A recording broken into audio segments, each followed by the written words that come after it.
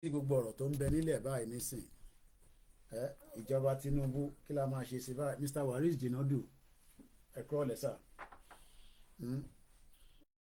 èyí tèmi ẹ wá bá mi dá sọ̀rọ̀ tó wà nílẹ̀ báyìí ráà pé Tinubu ó ti gbàbọ̀dé o kí lẹ́yìn rò because ó rà ń pápá Tinubu ò fẹ́ ká àwọn terrorist mọ́ ó rà ń pápá ò fẹ́ ká àwọn terrorist mọ́ bí nǹkan ṣe ń lọ báyìí nísìn because everywhere Nàìjíríà báyìí bọ́ba jíyàn gbé everywhere ó kọ̀ hot left and right ẹ kúrò lẹ́sà àlàáfíà lẹ́wà látẹ̀kọ́ ni mo ṣe program tàbí tí mo jókòó sínú lélẹ̀ tí mo ti dìde kọ́lọ́n kò fi wá lọ́kàn balẹ̀ a rẹ̀ ń sọ fáwọn èèyàn wa pé gọ́ọ̀mẹ̀ntì Tinubu yìí ṣé kò ṣe pé wọ́n ti overrun ẹ̀ ìkọ̀ bí nǹkan ṣe ń lọ báyìí mo rò pé Tinubu gan wọn mo rò pọ́rọ̀ yẹn yé Tinubu mọ́ gan báyìí mo rò pọ́rọ̀ yẹn gan yé bàbá Jàgàbá ìyàwó ẹ̀ dẹ̀ ń sọ̀rọ̀ onítọ́ba ti mú terrorist kọ́ pa èyí tí Rẹ̀mí Tinubu ń sọ nìyẹn so I don't know everywhere is just very very hot ẹ̀yin tèmi kí lẹ́yìn rò pẹ̀lú gbogbo bí nǹkan ṣe ń lọ lọ́tún lósì báyìí bí nǹkan ṣe ń lọ lọ́tún lósì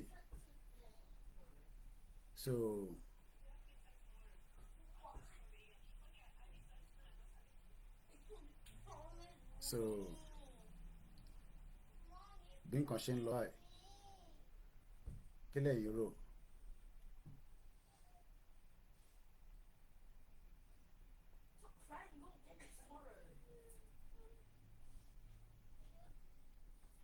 Bí nǹkan ṣe ń lọ lọ́tún lósì báyìí kí lẹ́yìn rò sí because it seems that this government is losing ground. Ṣòwòrẹ́ ti lọ báwọn family ẹ̀ ní Amẹ́ríkà after how many years tó ti ní kò gbọ́dọ̀ lọ tó dá sínú Nàìjíríà ìlú òfò wọ́n ṣèkà fún Ṣòwòrẹ́ for 5 years kò lè travel ó wà lójú kan bá a ṣe ń sọ̀rọ̀ báyìí nísìnyí. Is on his way back to America just like bó ṣe dá olóyè dúró sí Benue for a very long time kó tó di pé àwọn onílẹ̀ bá wa tú olóyè sílẹ̀ so bí gbogbo ẹ̀ ṣe ń lọ lọ́tún lósì báyìí ní Nàìjíríà bí nǹkan ṣe ń lọ lọ́tún lósì nínú Nàìjíríà báyìí ǹjẹ́ kò ṣe pé mọ̀rẹ́ àsárídò kò mọ́ra náà ti sọ̀rọ̀ àmọ́ gbogbo ẹ̀ náà ni máa try láti play lálẹ́ ń bọ̀ mo lo software mi so I'm just gonna try and because mo lè má pẹ́ mo lè pẹ́ lórí programming and I haven't got the time to be doing all the setup kò easy láti máa setup náà iṣẹ́ rẹpẹtẹ ni so bí nǹkan ṣe ń lọ lọ́wọ́lọ́wọ́ báyìí ṣé kò ń ṣe pé ìjọba Tinubu ti wà compromise already kí lẹ́yìn rò ẹ̀yin tẹ́ ń gbọ́ mi ṣe fi pé gọ́ọ̀mẹ̀ntì Tinubu ti wà compromise I'm thinking it's been compromised mo rò pé Tinubu ti get the hang of what is going on in his government anymore I think Tinubu is losing ground and is losing it very very fast. So Tinubu needs to do something, he's got to do something quickly. So, gbogbo last 2 weeks, there was an imminent coup. That Tinubu ti fún wọn, ó ti bribe wọn, because àgbọ̀ coup mọ́ báyìí ní everywhere ti quiet again. Kò dẹ̀ sí nǹkan tí Jagabanu lè ṣe bó ṣe wà ní. Ó lè ti fún wọn lówó, àwọn tó máa sanwó fún ti sanwó fún wọn. So everybody has gone quiet again. In the first place military deny pé mo kẹ́gbọ́n mi Yẹmí Fátókè ẹ̀kọ́ lẹ́sà wọ́n ní kò sí nǹkan kan tó ń jẹ́ coup later wọ́n ní gbogbo ẹni tó bá sọ̀rọ̀ coup ẹ ṣeré yàrá Mr. Kenny sálàfẹ́lẹ́ wa lákọ̀ọ́kọ́ Tinubu ní àwọn àmì ní pé kò sí nǹkan kan tó jẹ́ bí kú pé rọ́là ń pa ẹ máa wo Nigerian soldier láyé àtijọ́ lè máa múgùn àwọn èèyàn kò sí múgùn mọ́ níbi tí ayé dé nísìn bó bá ṣe ń ṣẹlẹ̀ nínú Aso Rock làwa náà ń gbọ́ níbí ẹ fi gbàjọba lọ́wọ́ Tinubu that's all the plan ẹ fi gba government lọ́wọ́ ẹ̀ so àṣírí wá tú àwa lè wá fi máa lẹ̀ dí mọ́ gbogbo ẹ̀ náà la máa gbọ́ lálẹ́ níwọ̀n bàtà àsìkò tá a tún ní program tá a ṣe lọ́sàn-án a máa padà láti wá ṣe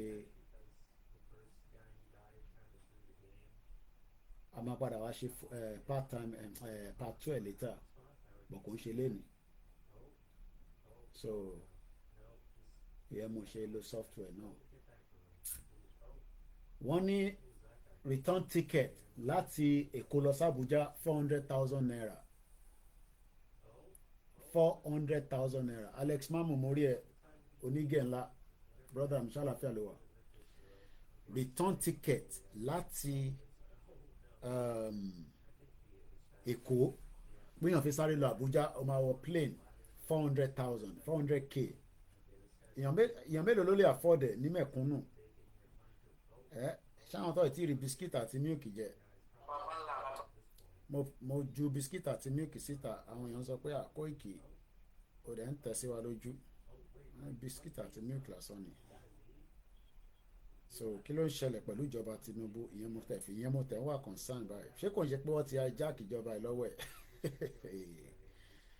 because àwọn terrorists kàn ń lágbára sí ni o àbí kí lẹ́yìn rò lọ́dọ̀ yín àwọn terrorists wọ́n kàn lágbára sí agbára wọn kàn pọ̀ sí lójoojúmọ́ ni o they are not playing at all they are not playing at all so they are making a lot of push but it's like pé gbogbo àwa tó kù a kàn ń sùn ni à ń sùn à ń jí enterprise àdé ń pariwo lórí social media àwọn tó kù ti kó bọn jáde àwọn terrorists ti kó bọn jáde wọ́n fìbọn lé gbogbo akiri báyìí gbogbo ọlọ́n fìbọn lé àwa tó kù kọ́ wà lórí social media à ń pariwo Fúlàní wọ́n ti kó ẹrù síta so mo ń bọ̀ ẹ jẹ́ n charge laptop yìí náà kò sí náà mo ti fẹ́ máa play láwọn fídíò kọ̀ọ̀kan tí mo fẹ́ ká gbọ́ soundtrack ẹ̀.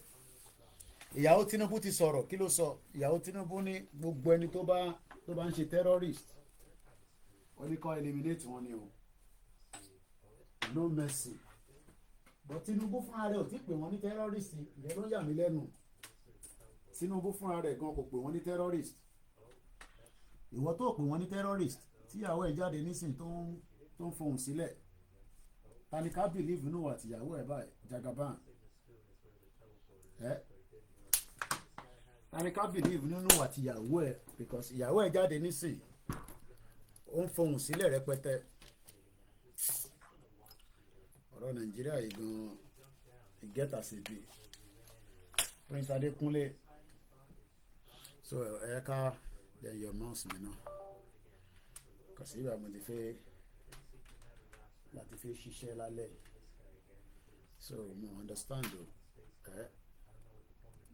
Wọlé Ṣóyínká olórí kunkun Wọlé Ṣóyínká ti ní kí Tinubu pín Nàìjíríà náà Tinubu ò dá lóhùn ni ọmọ olórí ọdẹ ní Tinubu kò ń gbọ́ràn ó dìgbà tó bá tẹ́ bọ̀ nísìn tó bá tẹ́ nísìn ló máa pariwo pé ṣégbà yẹn ló máa sọ̀rọ̀ ó dìgbà tó bá tẹ́ bọ̀ alright ká kọ́ lọ báyìí wọ́n ní èèyàn mẹ́rin ló ń tẹ̀lé wa lórí Twitter mo ní kọ́ ló máa charge ilé ẹ jẹ́ máa charge power bank yìí torí iPhone yẹn kò ní enough juice Nàìjíríà làwọn èèyàn máa ń sọ pé ó kù 1 bar Mr. Koiki ó kù 1 bar fún mi láti fi jẹ́ kí n máa charge fóònù mi wọn náwọn ẹlòmíràn àwọn níná láti jọ márùn nísìn kí ló ń ṣẹlẹ̀ Nàìjíríà báyìí torí Ọlọ́run Minister for Power gbogbo wọn mo kí ẹ Ọ̀nàchè kò síná ní Nàìjíríà everybody wà in darkness ọ̀rọ̀ ìlú yẹn gan bó ṣe ti sọ àwọn ọmọ Yorùbá ni kò tí ì yé mi báyìí èmi tí mo wà lábúrọ̀dì gan ó ti sú mi ọ̀rọ̀ Nàìjíríà ti sú mi bọ̀yìn tẹ́ wà ń lé kò sú yín justice for the masses only nobody can go to farm okay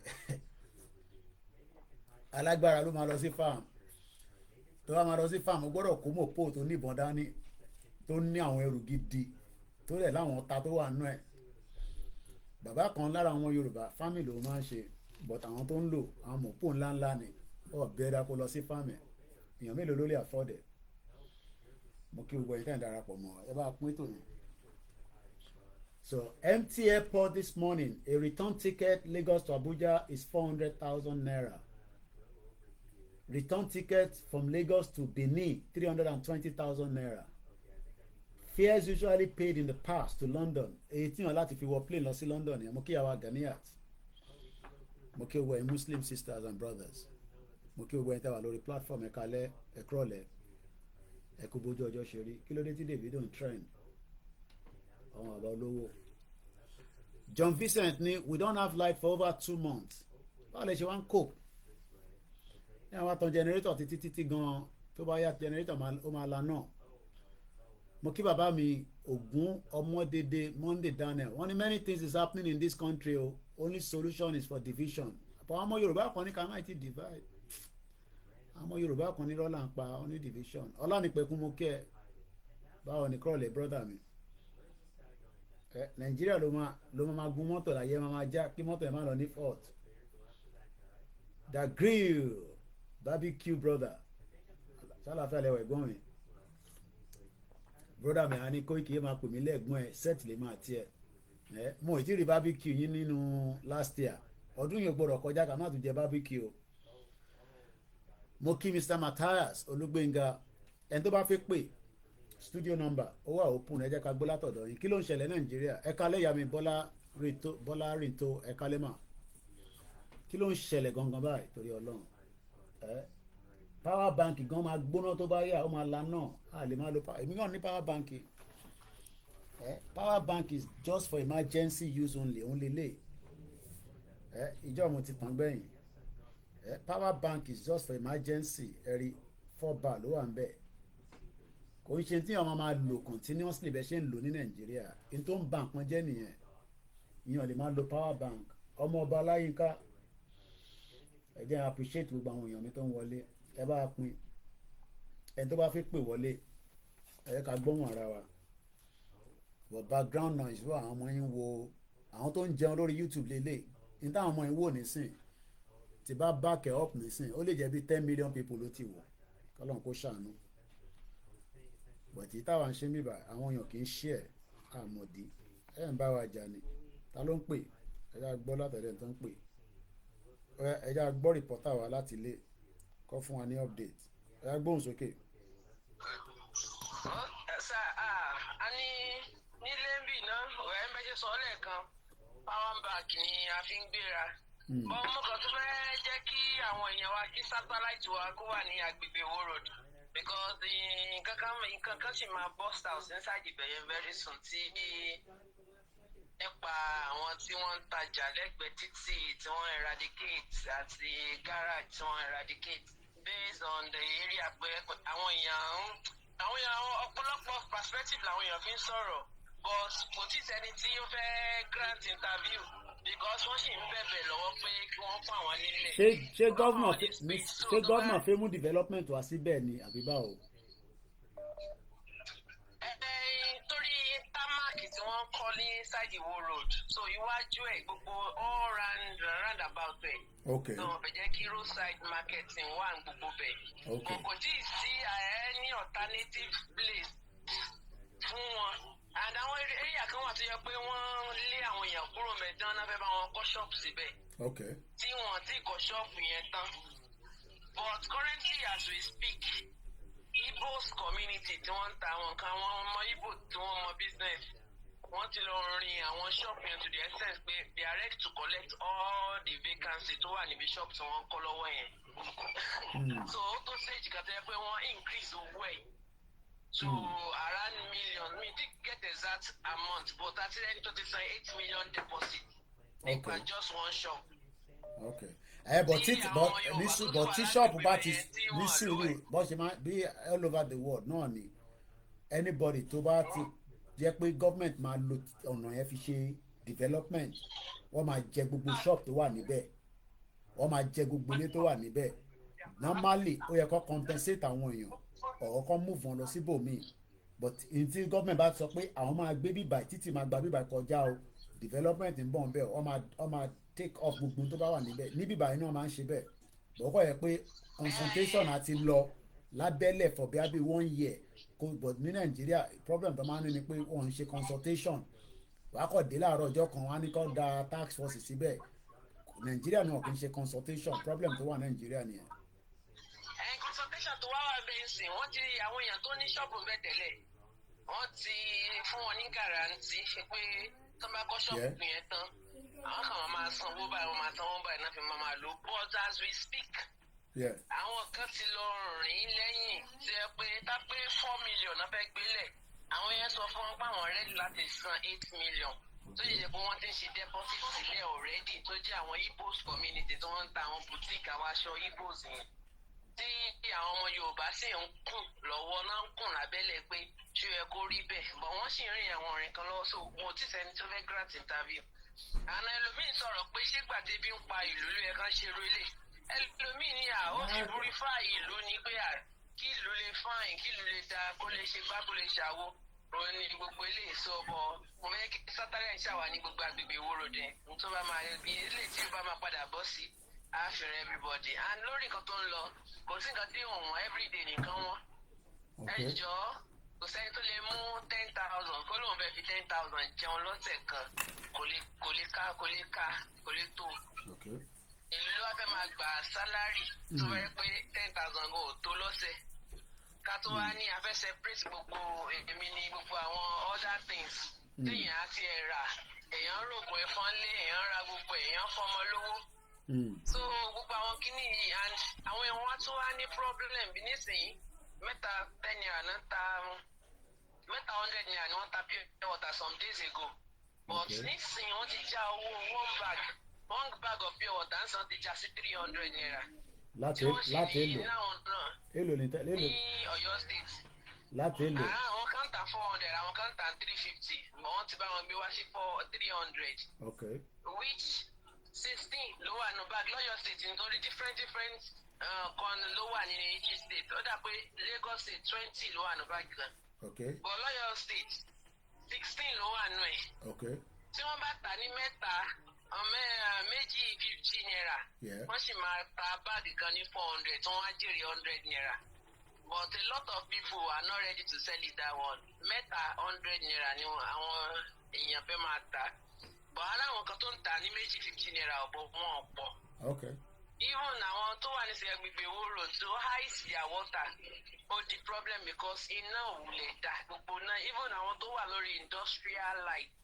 torí àwọn kan àwọn tó wà ní gbogbo àwọn mo rí minister for power ó náà máa pe àwọn kí ló tẹ̀ ń jẹ́ náà kíní kan ọmọ Ìbàdàn náà ni bọ̀bọ̀ yẹn ẹni tó fi ṣe minister for power ó fi contest ní nìbàdàn ó dà ń pé lábẹ́ APC kíní kan Adédìbò or something ló ń jẹ́ Muhammad bí ọmọ bàbá Adédìbò ni. kìnìún kan sáà Adélábù yẹ sọrí ẹ Adélábù pẹkẹlẹ mẹs ó contest fún gómìnà nígbà wọn àti Ṣèyí Mákindé náà jọ contest. wọ́n sọ bẹ́ẹ̀ Báyọ̀ Adélábù òun ni minister for power kò lè rí nǹkan kan ṣe Chief Adébáyọ̀ Adélábù honourable minister of power òun gan power bank ló ń gbé káàkiri power bank ló ń gan ń lò káàkiri wàláì mo rí power bank kí lórúkọ power bank tẹnu dá yẹn náà òun ni mo rí lọ́wọ́ ẹ̀ pẹ̀lú cable. So now I think ọ̀rọ̀ in tó ń fa ọ̀rọ̀ náà yẹn kò ju pé Nigeria will invest in the power sector for a very long time and everybody is now feeling when you pick a man from the bank and make him the minister of power so bank sector ló ti ń ṣiṣẹ́ tẹ́lẹ̀ òun fúnra rẹ̀ òun àti kí lórúkọ wèrè gọ́fúnà Imo State ó lè Okorocha yẹn born bastard yẹn àwọn méjèèjì lélẹ̀ picture yẹn lélẹ̀ power bank ló wà lọ́wọ́ ẹ̀ so láti CBN sọgbà tí yàn wà ní CBN tó ń ṣe banking tẹ́wá gbé wá sí power. gbà tó fẹ́ contest governor ló resign Then they use that one to, with what we see in Oyo State, they use that one to compensate him because Seyi Makinde ready láti ṣiṣẹ́ fún Yorùbá Tinubu nígbà campaign. Okay. He's not ready to support Fulani stuff and only. No. Kò support Atiku ni, kò support Atiku. Àwọn G5. So gbogbo vote wọn kò fún ọmọ Jagaban olódò ọdẹ. All of them, they want to step down so that one will give support to Seyi Makinde.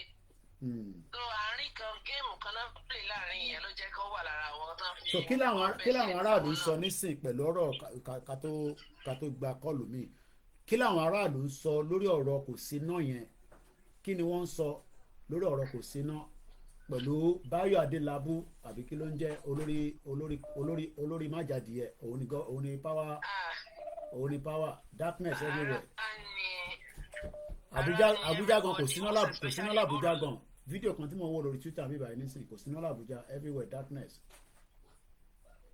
Ìbára ni ẹni everybody even most of the time tí orú mú burúkú nílé so àgọ́sẹ́ sára òní and gbogbo alternative route tó tún wà òun tó jẹ́ petrol tẹ́yìn ara generator òun náà tún wọ́n alternative route tó tún wà òní solar system owó náà. wọ́n tẹ̀ náà tún jí solar gan báyìí o mo fídíò bèbí kan ó ní òun lọ away for weekend lẹ́kọ̀ọ́ nígbà tó máa fi dé níjọ́ Sunday wọ́n ti yọ sólẹ̀ mọ́ lọ́wọ́ bàbá Adélábù àbí kílẹ̀ ń pè Báyọ̀ Adélábù minister for power ó ní kẹwàá patient we are working tirelessly to address the issue minister for power Báyọ̀ Adélábù tells Nigerians.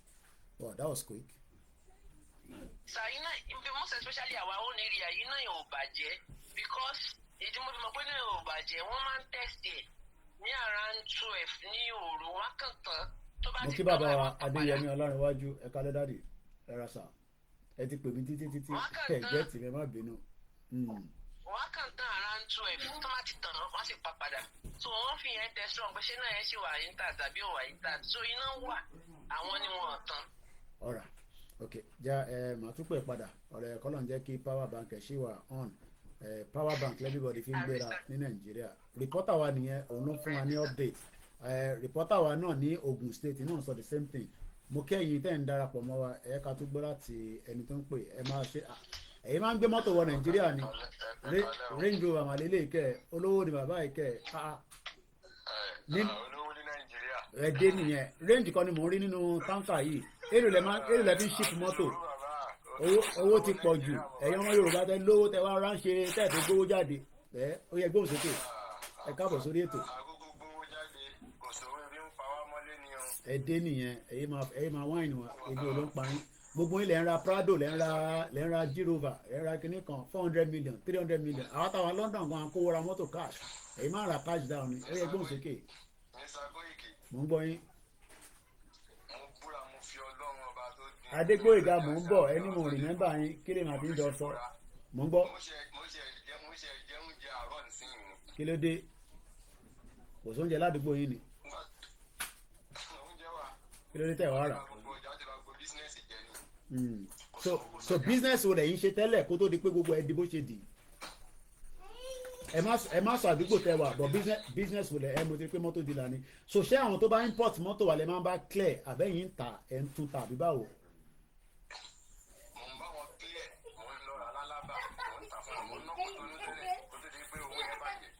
Okay, so now in the last 6 months nisin business yín nisin in the last 6 months tí bá ní kẹ́ scale from 1 to 10 1 being the lowest 10 being the highest 5 being the middle níbo ni business yín wà lénìí ní Nàìjíríà gẹ́gẹ́ bí ọmọ tí ó ń ṣiṣẹ́ tẹ́lẹ̀ tí nǹkan dẹ̀ ń wọlé ní in the last 6 months.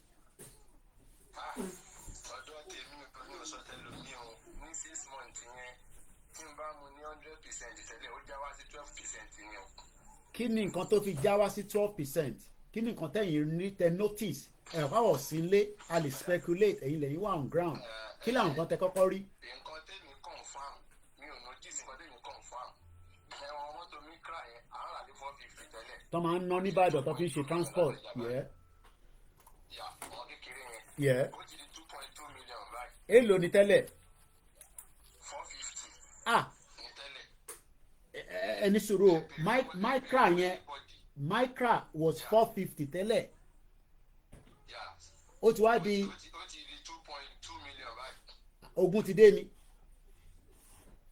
ṣe àwọn pé mọ́tò kan ní Obama Toyota. Obama yẹn ní 750 800 Obama is 3 million báyìí. 750 to 800 lè máa rà tẹ́lẹ̀ ó ti wá di 3 million. Okay. Obama ti di 3 million. Okay. So keep. 96 model 99 model kàrà ní 450. No, kí lẹ porúkọ mọ́tò yẹn má bínú kan mò ń kọ́lẹ̀ mọ́tò tẹ eléyìí tẹ pè tán nísìn mọ́tò tẹ pè tán nísìn kí lórúkọ mọ́tò yẹn. Obama. No, mo ti gbọ́ yẹn the next one. Nissan Almera. Nissan, okay. Oh, okay, mo mọ Almera yẹn, yeah. Almera, yeah. 1996. 1999, yeah. Yeah. Yes. 450k. Okay, 500.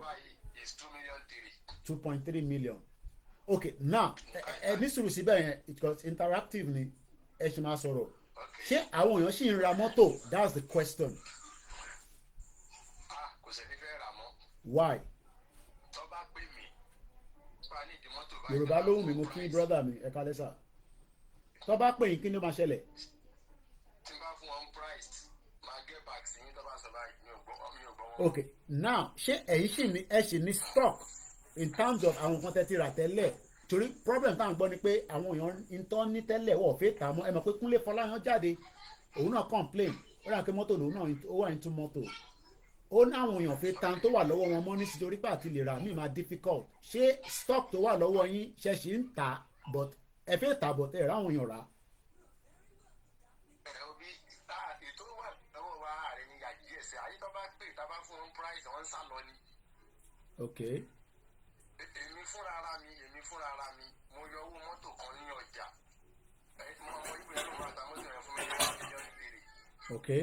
mo padà dé di mọ́tò yẹn sìn ó ní kó di kọ́ bọ̀ 19 nígbà tí àjẹ́ ìfilẹ̀. ẹ ní sùúrù o ẹ rí mọ́tò kan ní 1.3 million nígbà tí wàá fi wá tún débẹ̀ ó wá sọ pé 1.9. tí mo padà débẹ̀ ló ti di 19. Okay, ó dàbí fídíò kan tí mo rí lọ́dọ̀ Linda tí bọ̀bọ́ yẹn débẹ̀ ó ra kinní yẹn gbà tó tún máa fi padà síbẹ̀ within 2 hours price kinní yẹn ti lọ sókè by bí 200,000 naira. máa ń tọ̀ lóra dọ́ àbí kí lóra lẹ̀kùn. Okay, alright ọ̀dà pé yẹn kan ọ̀nà interest nípa mọ́tò rírà bí ẹ máa pè mí lẹ́yìn a lè fún wọn ní nọ́mbà live ní sí wọn ní what is the phone number of the car dealer ẹ máa pè mí lẹ́yìn ìyẹn Miss Chirisiko. When I know two people who want to buy a car, what state? Tìbí Èkó lẹ́wà bíbó lẹ́wà bíbàdàn. Abẹ́òkúta ni mo wà. Wow, so tó bá jẹ́ bẹ́ẹ̀ lẹ́nu náà lábẹ́òkúta price kan náà lọ́ máa ná lẹ́kọ̀ọ́. Èkó tó ṣèpò ju Abẹ́òkúta lọ. Kí ló dé? Wọ́n pé Èkó yẹn ibẹ̀ ni wọ́n float sí ọjà ìyàpọ̀ ìyàpọ̀ ìyàwó tó pọ̀ ní Èkó. Okay, so ó wà fluctuated nínú Èkó. Abẹ́òkúta ni offloading park lábẹ́òkúta máa ń lọ kó láti kó wá lábẹ́òkúta ni. Okay. Èló ló ń ta ọ̀kadà nísìn? Ọ̀kadà ní ẹni nǹkan lẹ́yìn kan sọ fún mi ní àná ọ̀kadà is 950 ìyẹn wọn TVS yẹn. Mrs. Sherry Coco, alright. Màá fún yín nọ́mbà yín maybe you can call me later I can give you the number. 950 ni wọ́n ń ta ọ̀kadà. This time last year a wà ní March nísìn this time mo ń gbọ́ sà.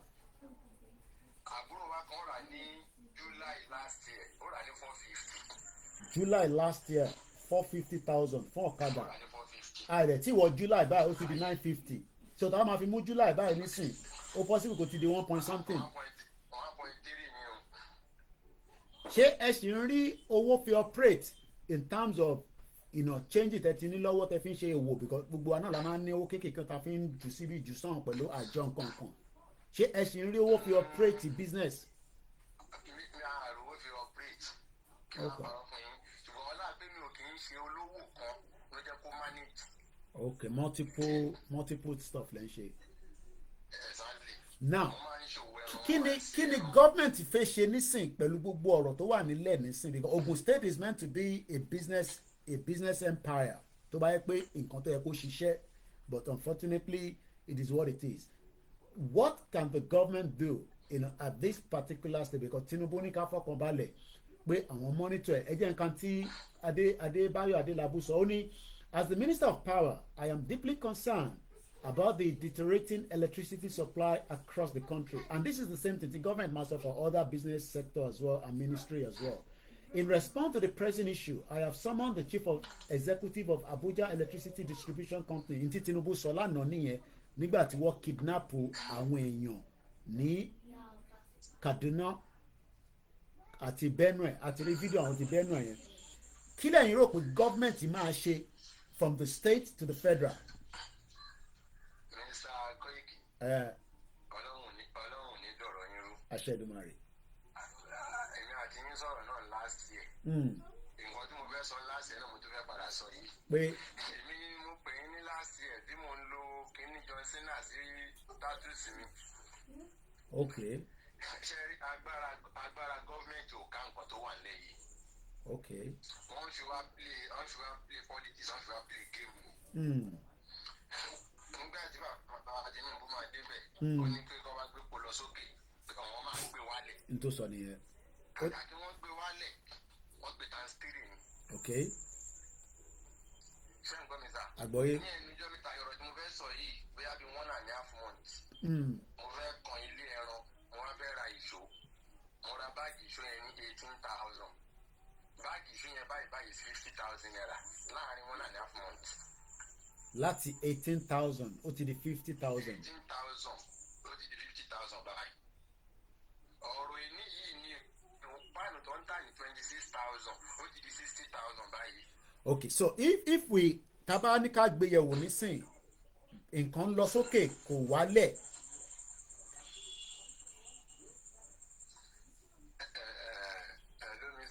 Mo ń dá yín lọ sà. Kò sí solution kankan fún Nàìjíríà mọ́. Bọ̀ gọ́ọ̀mẹ̀ntì ní ká fọkàn balẹ̀ Tinubu ní ká fọkàn balẹ̀ ó ní gbogbo kíní ẹ̀ lọ́run náà mọ́nítọ̀ àwọn wo gbogbo bó ṣe ń lọ kódà ìyàwó ẹ̀ náà sọ̀rọ̀ gbogbo wọn náà lọ ń sọ̀rọ̀ ní ìyẹ̀mú gbọ́ yín. Bàbá Ẹdínmọ́ Tinubu ti pẹ́ game maker ni bàbá yẹn. Òyìnbó rẹ̀ ń tún gbé jáde lálẹ́ kẹ́ game maker. Game maker ni wọ́n. Ẹ̀yin ará Abẹ́òkúta máa ń ní oríṣiríṣi lọ́wọ́ game maker máa jí lò game maker. Bíi ti báwo ẹ ṣe wò ká gbọ́. Sí Nàìjíríà láti wá tún Nàìjíríà ṣe nǹkan méjì ni bàbá yẹn lé wá. Ní observation tèmi. Ó fẹ́ jẹ́ richest person in Africa, 4th richest person in Africa. Okay. Number 1 yẹn. Number 2 ó lé rẹ́kọ̀dù ó dẹ̀ fẹ́ nu ara ẹ̀ sọ. Òun ò fẹ́ kọ́ pa àwọn ìtàn lòun ṣe ń dupò president. Okay. Ìjọba tí kò sọ méjèèjì yẹn ó sọ ìyọ̀kan yẹn. Òun ò fẹ́ kọ́ pa àwọn ìtàn.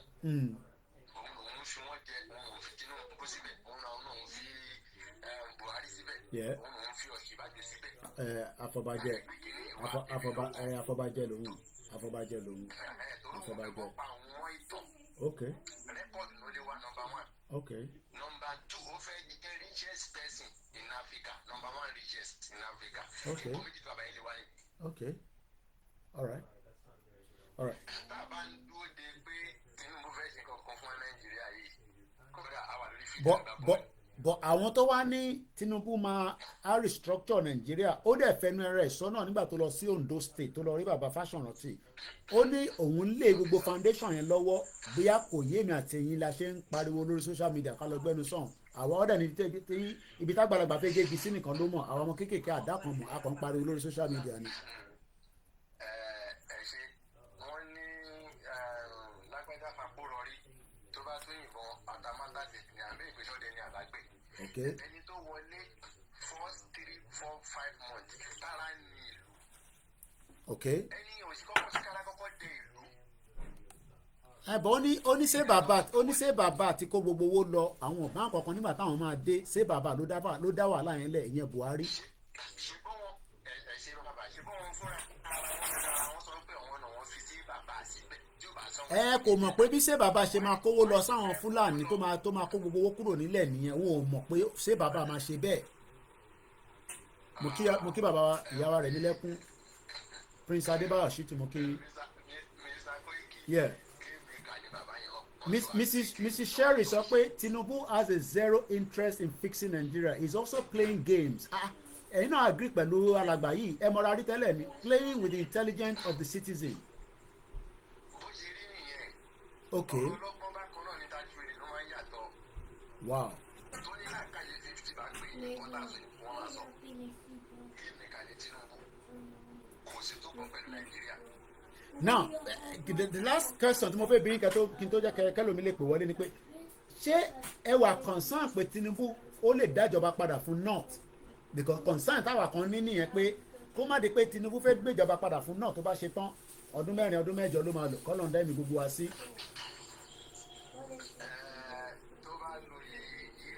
ẹ̀yẹn ti ṣẹlẹ̀ látàárọ̀ sunshine forever majek tẹ́mísí olú ọmọ tí ẹni tó ń bá ṣiṣẹ́ tó l'accident tó kú yẹn kò ń ṣe tẹ́mísí olú ọmọ ẹni tó ń bá ṣiṣẹ́ àwa ti gbọ́ yẹn látàárọ̀ tẹ́ bá ń tẹ̀lé Koikimedia ẹ ti gbọ́ news yẹn àwa ti release news yẹn ti pẹ́ mo kí ẹ̀gbọ́n mi Ṣẹ́gun ọ̀nà ìbọn mo ń pọ̀ lórí yẹn mo ń gbọ́ ẹ̀gbọ́n mi.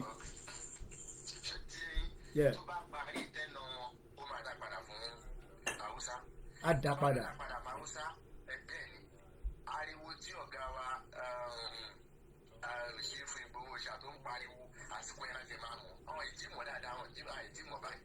ok mo kí Yorùbá lóhùn ẹ káàbọ̀ lẹ́ẹ̀kan sí brother mi ok now àgbọ́yé ok ojú ọ̀ tí là tó the last question yeah mo ń gbádùn yín mo ń gbọ́ yín sà. àwa fúnra ara wa tá a jẹ́ ọmọ ìlú àwọn ọba àwọn gómìnà wọn láti ṣe Ìgbòho pé máa bọ̀ kò yẹ nígbà tó wá ṣòkú ìyá wọn ṣe wá ń kọ́ńtà.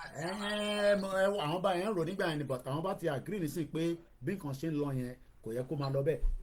The last question tí mo fẹ́ bí Benue Kaduna 24 hours a gbọ́ pé wọ́n kidnap àwọn ọmọ 300 kan àmọ́ bí tó kó wọn sí báyìí ní ẹ̀yìn ìmọ̀ bó ṣe ń kidnap gbogbo ọmọ tó yẹn tí à ní helicopter tó máa wà lókè tá à ní plane tó máa monitor pé heat wave pé ibo ló ń gbà nínú igbó yẹn ìyẹn lọ bẹ́ẹ̀.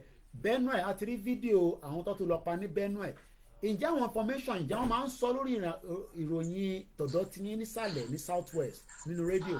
kò sí rédíò tó máa gbé o. kí ló dé. kò sí rédíò station tó máa gbé tí rédíò station kan bá gbé wọ́n á bá rédíò station yẹn. that is number one. Number two náà tó bá wá fẹ́ sọ iná wo la fẹ́ fi pọ̀. ibi tí mò ń gbé ẹ máa gbọ́ ọ̀la nínú mi sọ pé ibi tí mò ń gbé níbi tí mò ń gbé nílé ọ̀dọ̀ mi. ìjọ wẹ́ẹ̀sì ìjẹta ló pé month tí wọ́n ti tàn bẹ́ẹ̀ pé. 1 month tí wọ́n ti tàn níbẹ̀. yes ibi tí mo ti ń bá yín sọ̀rọ̀ yìí ní gbòòrò láàrin gbòòrò ibi tí mo ti ń bá yín sọ̀rọ̀ láti fi 3 months ní wọ́n ṣe ojú mi rárá. ẹ̀gbọ́n mi Ṣẹ́gun ọ̀nà ẹ̀ṣẹ́gun ni for the super chat wow 1 month so tó bá síná definitely àwọn èèyàn lè mọ tó ń lọ ebi dẹ̀ wà nílùú.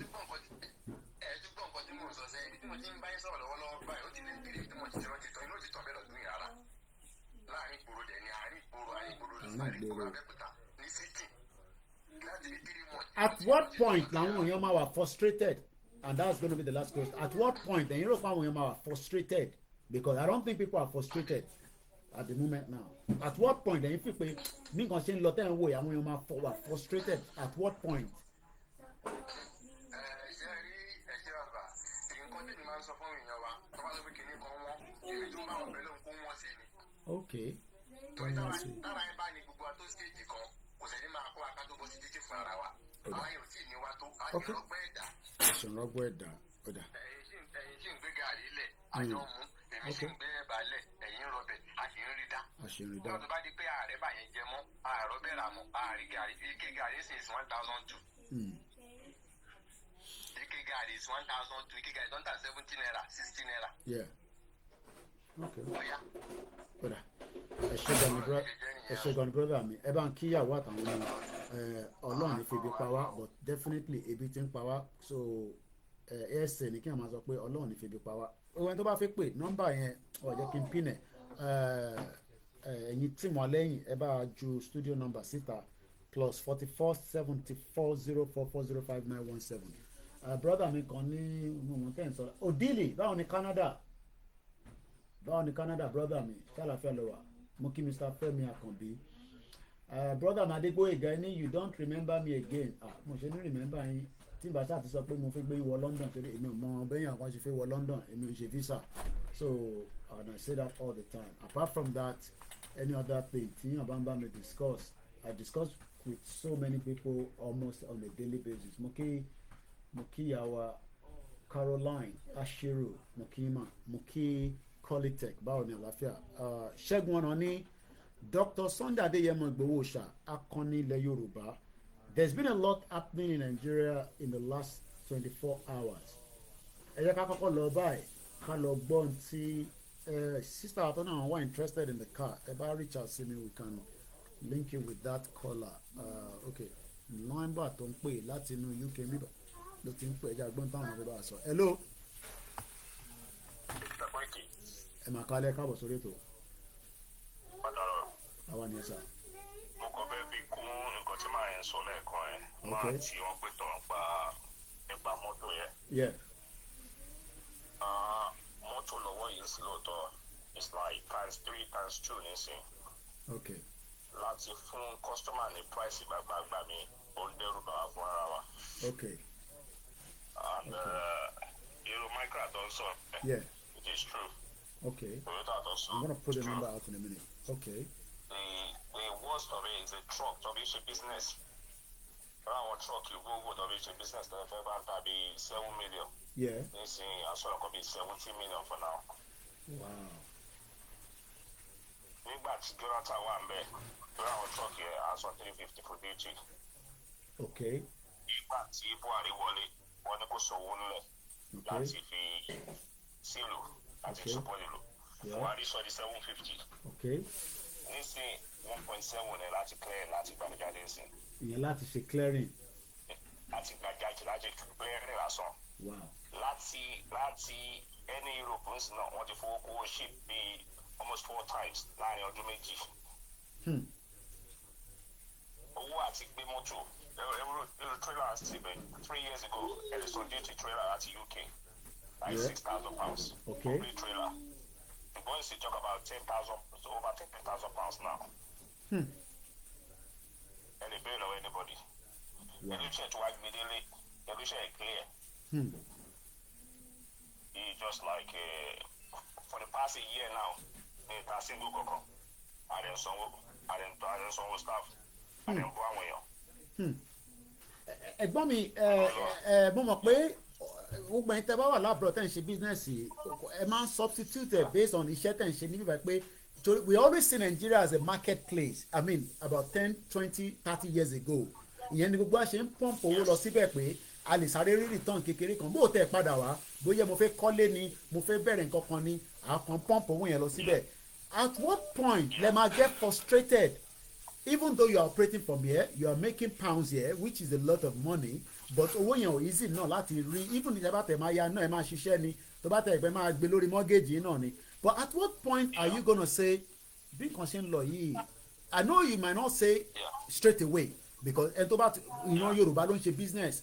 My mom has been doing business kó tó bí èmi and I was born in the 1970s. Mom sí mi ti ń ṣe business kó tó bí mi and I'm 40 plus. So we always give a trial.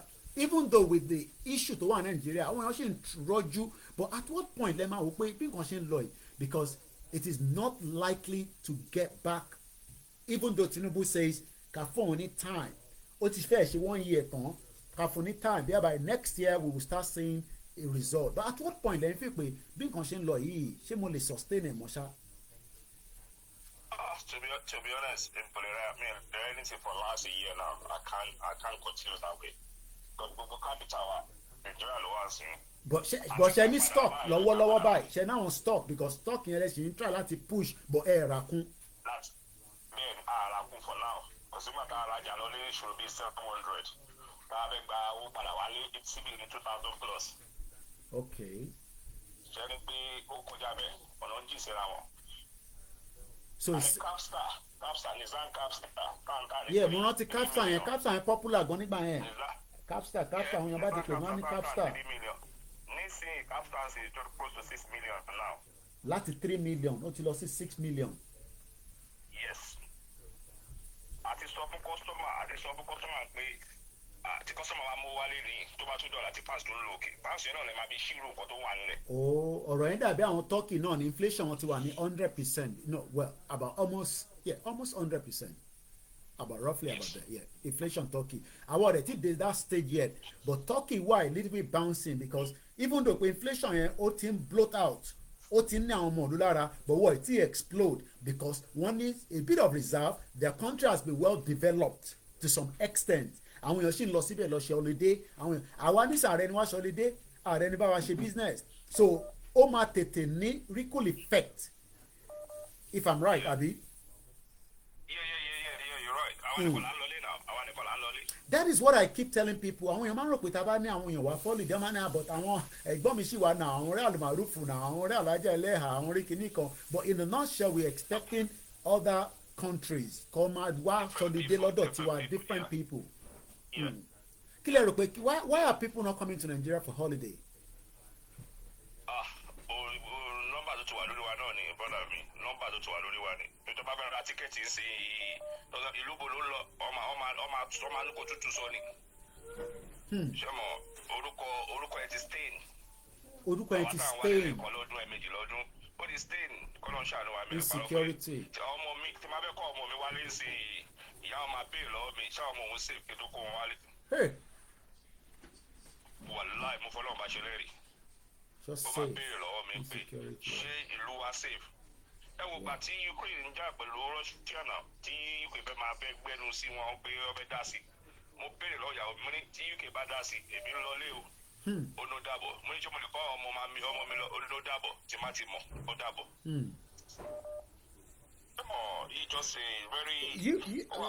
ẹ jẹ́ kí n tún because as a diaspora we're expecting to do our best. Even Kateyo self-determination kuro, like I said, at some point we are all trying to do our best. To buy shop, and to we wanted the best out of the country, but does the country want the best for us? To be honest, we don't know that way because all what it be, don't go see, what it what I mean, it's just to know, say, Louis, that to Luade. Possible. I don't think so. Yeah. Possible. Okay, it is a thing one. The same routine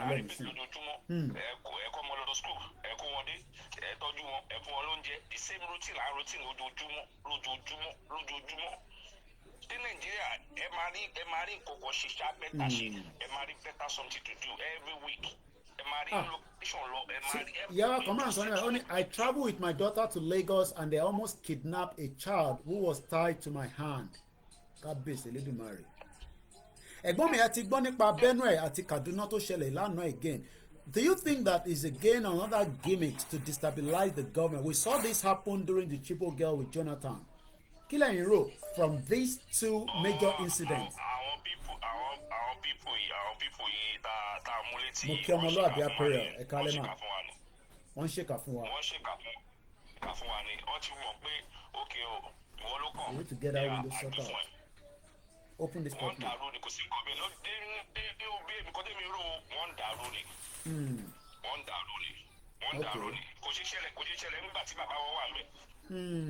So in terms suspect ni pé is a yeah mo ń gbọ́ sá.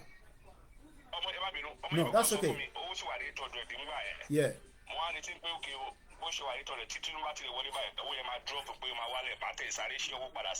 Okay.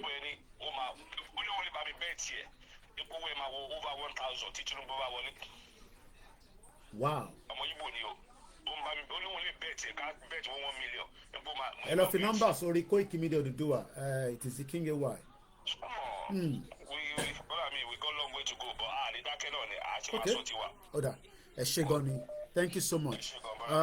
Gbogbo ẹni tó bá ń ṣòwò lọ́wọ́lọ́wọ́ nílé ẹ pè wọlé ṣé òwò yín lọ sókè àbò ń lọ sílẹ̀ kí ni ẹ̀ ń tẹ̀ ń rí is the business going up? Mo kí gbogbo ọmọ Yorùbá Mrs. Cherry thank you so much for joining us. Mo kí bàbá wa Tajudeen alówó ńlé ọlọ́run àjẹ́ ká máa lówó ńlé torí bí nǹkan ṣe ń lọ báyìí owó tíyàn bá kó sílé gan ti fẹ́ ná tán. Ẹ káàbọ̀ sórí ètò wọ́n ní yàyà country kọ́ Nigeria Nigeria is a capital zoo. Ẹ kalẹ̀ brother mẹ́gbọ́n sókè wọ́n náà wọ́n níná ní Ogun State brother wa kan ni ó sọ bẹ́ẹ̀ pé àwọn ò níná ní Ogun State. Mo kí gbogbo ẹ̀yin olólùfẹ́ wa à ń sọ̀rọ̀ from the perspective of business and everything happening in the current state of Nigeria. And many diaspora are now getting concerned and getting worried. Bishop Adesina, our money man mo kí Paul brother mi ẹ má yẹ kí n dá yín dúró ẹ gbóhùn sókè. Ẹ kálẹ́ Mr. Koiki. Ẹ kálẹ́. Ọlọ́run àgùn yín ní ọwọ́. Àmín. Èmi á gùn. Ṣèdùmarè. Ṣé ẹni tó sọ̀rọ̀ tó ń sìn yẹn àti mo jẹ́ ìṣẹ̀lẹ̀ understand ẹni tó wà ní Nàìjíríà lábẹ́kúta tó lòún ṣe car business. But irú ẹni tó sọ̀rọ̀ tó ń sìn ṣẹ́pẹ́ máa ń sọ̀rọ̀ gan. Àwọn èèyàn take him serious. Alẹ́ gbé obìnrin méjì mẹ́ta tí wọ́n ṣí ọyàn sílẹ̀ nísìn tọkọ̀ wọ bra nìkan. Ìgboro máa dàrú. Àwọn èèyàn ní oníkọ̀ọ̀kan mọ̀. Mo kí ẹ láti Russia, my brother. Should I throw my hand down? Whoever is living in abroad, whether America, UK, or whatever, to Yeah. then show foreign exchange business. So that you should go over lórí mọ́tò in the last 1.5 years. Then he has himself to blame. Yes, because Okay. you guys, Mayegun, ẹ ti sọ fún wa ewu tó ń bọ̀ lọ́nà, ẹ ti ń pariwo. So I'm very surprised tí irú máa yìí tán láwọn ń gbé làbọ̀ tó ń sọ wípé èèyàn ṣẹ̀ṣẹ̀ ń sọ fáwọn wípé dọ́tàní ò fẹ́ kọ́ mọ́ pé ìlú tó bá ti ní insecurity. Tí gbogbo nǹkan tó ń ṣẹlẹ̀ tẹ́yìn irú ẹ̀yìn àti Mayegun ti ń pariwo for that long. Definitely, a máa ní economic problem. Mr. Kabir Ọlátóyè Kábọ̀mọ̀ wọ́n ní kò síná l'Ábùjá. L'Ábùjá. Mo make àwọn drastic decision kan in my life is as a result of nǹkan program yín àti Mayegun ni mo fi make àwọn tí very very tough decision but torí program yín tí mò ń gbọ́ àti Mayegun ni mo ṣe mọ̀ pé decision yẹn is the right decision tí bá ṣe. Mo lè ṣe. Mo ní àbúrò kan ní Nàìjíríà. Ìyá mi beauty àmọ̀ pé kálẹ́ mọ̀. Over a year now. I told you over a year that he's selling car, he's into car business. He lives in Nigeria. I said, don't buy any car for now. Okay. Change all your money to dollars. Sọ wá dáyín lóhùn sábà wọn dáyàn lóhùn. No, he never. Ọ̀hún dáyàn lóhùn. Oh, meaning because Oshori Kukun would listen. Okay. You can change your money to pounds Okay. or dollars. Okay. Get into another business. Tó jẹ́ pé oúnjẹ ẹnu tẹnu oúnjẹ owó lè short. But Okay. major owó tó fi capital gangan má ra mọ́tò mọ̀. Okay. Went ahead ó lọ ra mọ́tò. Ìgbà tó máa tẹ̀lé mọ́tò ìgbà 1.6 million mi ló ṣì wà lọ́wọ́ and that 1.6 million was when naira was 900 naira. Now, tó bá pín 1.6 million yẹn padà ń sìn is useless. It's useless. Yes, most of you advising don't put your money on car business for now. Okay. Because naira is going to fall drastically. And it is actually falling. I mean, today is still about 2,040 naira, somewhere around there. 900 to 900 naira to £1. Mokia Mutiu Adeyemi. But listen, ó go ahead, ó lọ ra àwọn mọ́tò yẹn. Ìgbà tó ra mọ́tò yẹn l'Amẹ́ríkà, ó ra mọ́tò bíi mẹ́rin. Ó kú sọ́nà ó fẹ́ clear. Mo ní owó tí mo ya. If àwọn yẹn ju 1.6 ló ń sọ níbẹ̀ kú 1.6 ni. But now, the same kò tí ì 1.6 yẹn fi ó pọ̀ ọ̀rọ̀ data. Okay. Now, mo ti ya ní 1.6 owó yẹn 1.6 yẹn látàrí 900 tó bá fún mi lọ́la ń sìn. The money has no value. No value. Because naira ló máa sanwó fún mi kò ní sanwó fún mi in pounds. Okay. So àwọn tó bá ń complain tó ń gbé labroad tó bá ń complain bá àwọn àtẹ̀jì lọ kó owó lórí ọjà in the last over 1 year 1.5 years despite gbogbo ariwo tá à ń pa wípé the country is going down the drain the central is no more holding but listen yes atara program yìí àti Mayegun ni mo ti learn àwọn kankan wípé what is coming what is going to happen. So also ní kò sí kíní láyé Buhari náà wọ́n kidnap sábà ṣe jù báyìí lọ́gán láyé Buhari. Okay. Ekaleyami In the beauty time of Buhari is even worse than this. Okay. It's not because they don't want Tinubu to survive. No, they've already told Tinubu that Tinubu, these people, they just want to spend your money. Oh, lè rí ṣe. Ọ̀nà tó máa lọ ní ọ̀nà Yorùbá nation yìí ni kò jẹ́ ká fókọ̀sì dé. Okay. Àwọn pípì kan máa sọ ẹlẹ́nu ọkọ̀ bẹ̀ ẹ̀náwó ẹ̀yìn. So ìtàn tẹ́ni ẹ̀ ń sọ pé wọn fẹ́ kó rí ṣe ní wọn ṣe báyìí láyé wọn ṣe ayé Buhari they did more than this during the Buhari time. Then ẹ wo àwọn Mr. Jimmy, net electrical, no light also in Alakia area ní Ìbàdàn. Wọ́n ní kò sí iná ní Alakia ní Ìbàdàn. Of course, it's a blackout now. Àwọn yẹ̀yẹ́ celebrity tààlà ni. Look at that lady that came from America. Tony Yorùbá ṣe kinní kan, mo tẹ̀ tí ráyè tiẹ̀, I posted it here. Yeah.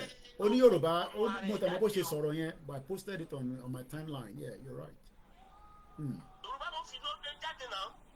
Ẹ wò bó ṣe ń ṣáta, bó ṣe ń fẹnu ṣáta Yorùbá ní orí Channel TV. Ó ní tó bá possible kan ká díṣì Yorùbá ká máa sọ English. Mo rí rẹ́rì. Mr. Bamidele Ali ẹ̀ka lẹ́sà. Ọmọ àlè. Okay. Èyí tó pèrè náà ní àbúrò fire ṣe yẹ. Àwọn yẹn wà relevant. Àwọn yẹn náà dẹ́gbẹ́ kọ̀ọ̀bẹ àwọn yẹn wà relevant. It's just ọkàn jà ń chop ni. Because àwọn yẹn ṣẹ́rí gbogbo àwọn yẹn brother mi ṣẹ́rí gbogbo àwọn fire ṣe yẹn àwọn àbúrò fire ṣe ìgbìnì kan. We know that. I mean tí èmi náà bá fẹ́ mo máa ń sọ tí bá fẹ́ make owó nígbà tí mo mọ fire ṣe gbà tí Akérédolú wà níbẹ̀. So ẹ lè expect pé fire ṣe fún àbúrò ẹ̀ lówó nígbà tó wà ní government ó make owó náà. So only property bí méjì mẹ́ta l'Abuja. So but kò lè possible because wọ́n ṣe ẹ̀fọ́ ọmọ Ganduje ọmọ ẹ̀ Tinubu ṣe fi jẹ oyè kan ni ó wà lórí Insta ó wà lórí social media. Gandu Dollar Gandu Ole former governor of Kano State the Fulani. So all these so Fayose can be Fayose brother can be ó lè máa sọ̀rọ̀ because ó jẹ lára ẹ̀gbọ́n ẹ̀ nígbà tẹ́gbọ́n ẹ̀ jẹ́ governor. So and Nigeria is not going to probe any one of them because pàdípàdé ni gbogbo wọn. Tinubu gan tó kàn probe Emefiele ó fọ́jì 6.5 million gbogbo yẹn is just for Nigerians to calm down pé àwọn ṣiṣẹ́ but tí Tinubu bá fẹ́ gbé èèyàn kó kọ́kọ́ gbé Buhari dead or alive kọ́ tì mọ́lé because Buhari gangan lẹ́yìn kọ́ tì mọ́lé náà ṣòwò rẹ̀ tọ́ ban tó jẹ́ pé travel for 5 years he's on his way to America now. So Tinubu is not going to do anything when it comes to corruption. Padi government bẹ́ẹ̀ ni Mr. Buju fẹ́lá ti fi kọrin na padi government because òun touch Emefiele ta ló ń fún Emefiele ní access tó fi ń ṣe tó ń ṣe yẹn tó bá ń ṣe pé so gbogbo tí Tinubu ń ṣe yẹn is just another rhetorics. So in that suggest ni pé the diaspora that are still investing at home should think about it now before it is too late. Yes, because it hasn't got to the finance. The money is still going to 5,000. Hey, 5,000 k. Yeah, because ó máa di Venezuela nìyẹn. We keep borrowing, then àwọn for foreign tourism ló máa ń jẹ́ kí owó wọ̀lú is part of the reason tí economy tó máa ń boost economy ìlú. Which is why Turkey is still bouncing a little bit, even though Turkey has gone into a serious problem, but there is still inflow of tourists going into Turkey, and the reason for that is Turkey has been able to invest in a lot of infrastructures from their security. They have a lot of problems with terrorists as well, but they've been able to curb it down. Yet they are currently in inflation, and I mean I was monitoring that. I do follow Steve Hank on Twitter, and as at yesterday, Steve Hank was still saying that Turkey inflation is probably about so if Turkey inflation is still bouncing, let me look at that. Even UK, Egypt not to a problem already anyway. So but Turkey ni mo fẹ́ ká jọ wojú ohun tó sọ nípa Turkey. As we speak right now, IMF and all these World Bank, they are criminals. When you follow them, they will kill your economy and they will okay. Also nípa Nigeria 8 hours ago, wow, which is very good. Steve Hank, and I'm going to retweet that for those of you that are following me, and I hope many people are following me on Twitter. Only today, which is 8 hours ago, I measure Nigeria inflation at a pushing 113%, 3.8x higher than the rubbish official rate. Only the rubbish official rate. The central bank governor Olayemi Kadoso is flying blind. Inflation is soaring and the naira is tanking. Wow. Inflation is now 113% high, 3.8 times higher than the rubbish official rate. Mr. Bamidele Aliuni, invest in Nigeria now. Anyone have to think about it? Not easy. City boy, Mokinyi, Konje City boy, Tomo Tinubu. So it seems that as we're saying that, Kalawoti, Turkey, the reason why Turkey is still bouncing is because of the influx of many tourists that are still traveling down there on a daily basis. Turkey is part of Europe. Yes. Let's check it. Namibia, Rwanda, one other country in Africa. Those three countries, terrorist tourism, nothing better. Yeah, three countries in Africa: Namibia, Rwanda, and one other country. Because people have found one flogging and one foreign guinea, one losa, one luyegon. They're coming in, but Nigeria infrastructure, no insecurity. Yeah. And all these latest terrorist attacks in the last 24 hours in Benue and also in Kaduna is also going to continue to create problems for the country, because nobody comes to a country where there is a lot of insecurity. Everybody will run away from such a country because there's no point coming there. Let me tell you something. In 2014, during the Jonathan Goodluck era, the Chibok situation was orchestrated by this current vice president. Shetima. The Chibok. So they quickly ran to America to go and report in America that the country is no more safe for the kidnapping. And they had the people behind it, this APC party. They are the people behind in order to destabilize Jonathan Goodluck's government. They are the one that orchestrated the Chibok kidnapping. It's APC. So what is happening now is what they call what goes round comes round. Yes. What goes round comes round. They've been doing so it is not likely that our debt is going to go down. It will continue to grow because we are not. We're still going to 5,000 naira per $1 per 1 to 1 pound. Okay, I found the Turkey one. Turkey new CBRT government is asleep at the wheel. Turkey money supply continues to surge at 64%. As night follows day, today I measure inflation in Turkey at a pushing 73%. Yami Abose de Rachel, Ekalema. So if people should continue listening to your program and to Mayegun and other West, because you people are the one that can tell us the truth. Because if you're in Nigeria, you won't be able to be doing all this. They will be threatening your life. Okay. But because you're in diaspora, that's why you were able to do all these things. Yes. You won't be able to do it. I didn't mean you live in Nigeria. Imagine that Rufai Husseini. He couldn't. The guy Remember, is it is a king. Yeah. All right. Brother me.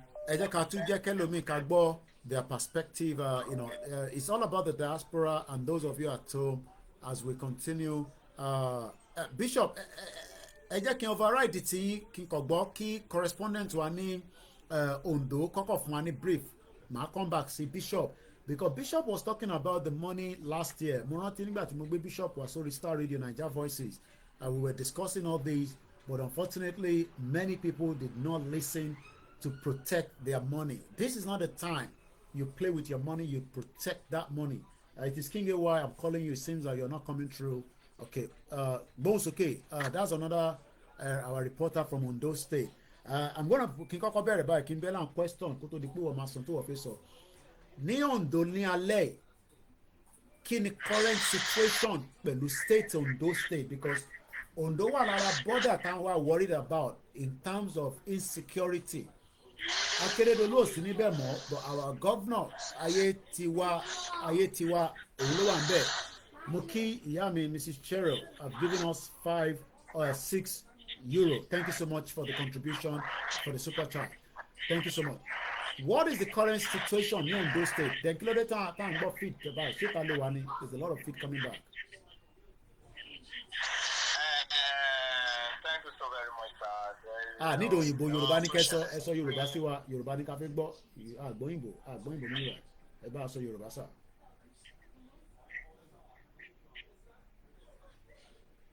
Ẹgbọ́n òsókè à ń gbọ́ yín.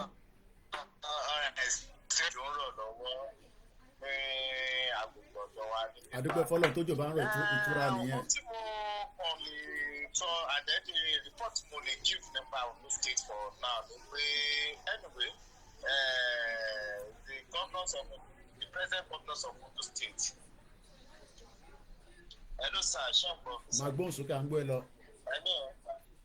Okay, anyway the present governors of Ondo State, Governor Lucky Orimisan Ayédàdúwà, I can say that try. They follow what the state governors of Akeredolu, Oluwarotimi Akeredolu, anyway, I can say it's try because all the projects that the government of state Oluwarotimi Akeredolu that is doing is continue the project. Okay. And then even told those contractors that all of them they should go back to their project that they are doing. So and then the project is moving on. So and then about the hardship of the hardship of Nigeria, what's going on in Nigeria? Yeah, everything is hard. Price of food, materials, beauty materials, everything was so very high. We have the high price of things. That's very difficult for the people of Ondo State. That is very difficult for the people of Ondo State to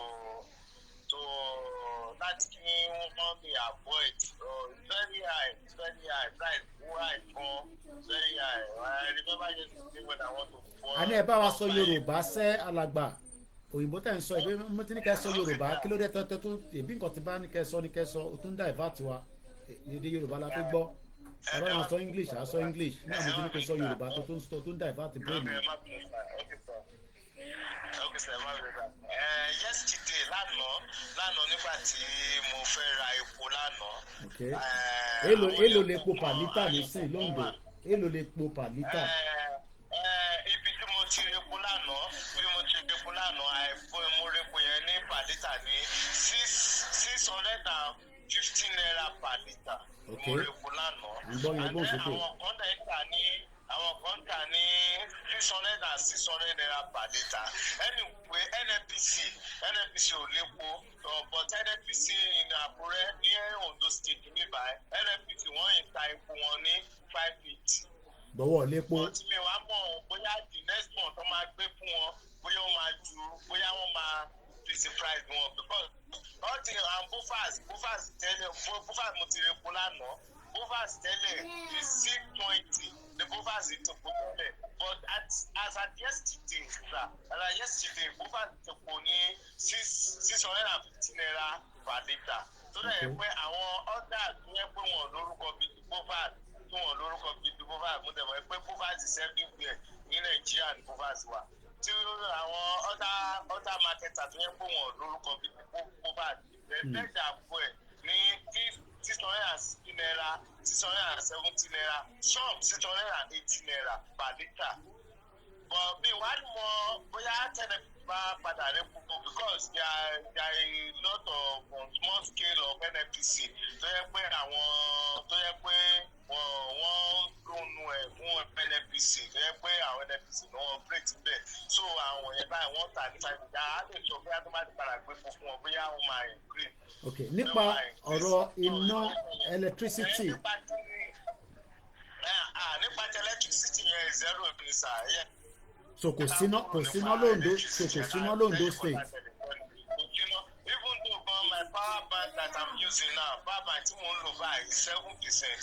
Ohun tó ṣẹlẹ̀ ni pé àwọn ní agbègbè ọ̀dọ̀ wa níbí báyìí, wọ́n máa fún wa ní iná ní just òru ló máa fún wa níná tó bá ti mú náà yẹn wá ní tó bá ti mú wá ní 12 wọ́n á mú lọ ní 4 o'clock. Okay, at least wọ́n fún yín ní window pé kẹfì charge gbogbo nǹkan tẹ fẹ́ lò. Hello sir, ṣé ń gbọ́ mi sir? Mo ń gbọ́ ẹ. Hello sir, ṣé ń gbọ́ mi sir? Mo ń gbọ́. Wọ́n bá ti fún wa níná ní 12 òru, bá ti fún wa níná ní 12 òru, then after 12 òru tó bá ti 4 o'clock wọ́n máa mú náà yẹn lọ. Kì í ṣe kó iná yẹn ò ṣe pé every time like that. Bóyá ní méjì lọ́sẹ̀ àbí mẹ́ta lọ́sẹ̀. Tàbí tí a bá ní lock mẹ́ta. Hello sir. Mo ń gbọ́ ẹ.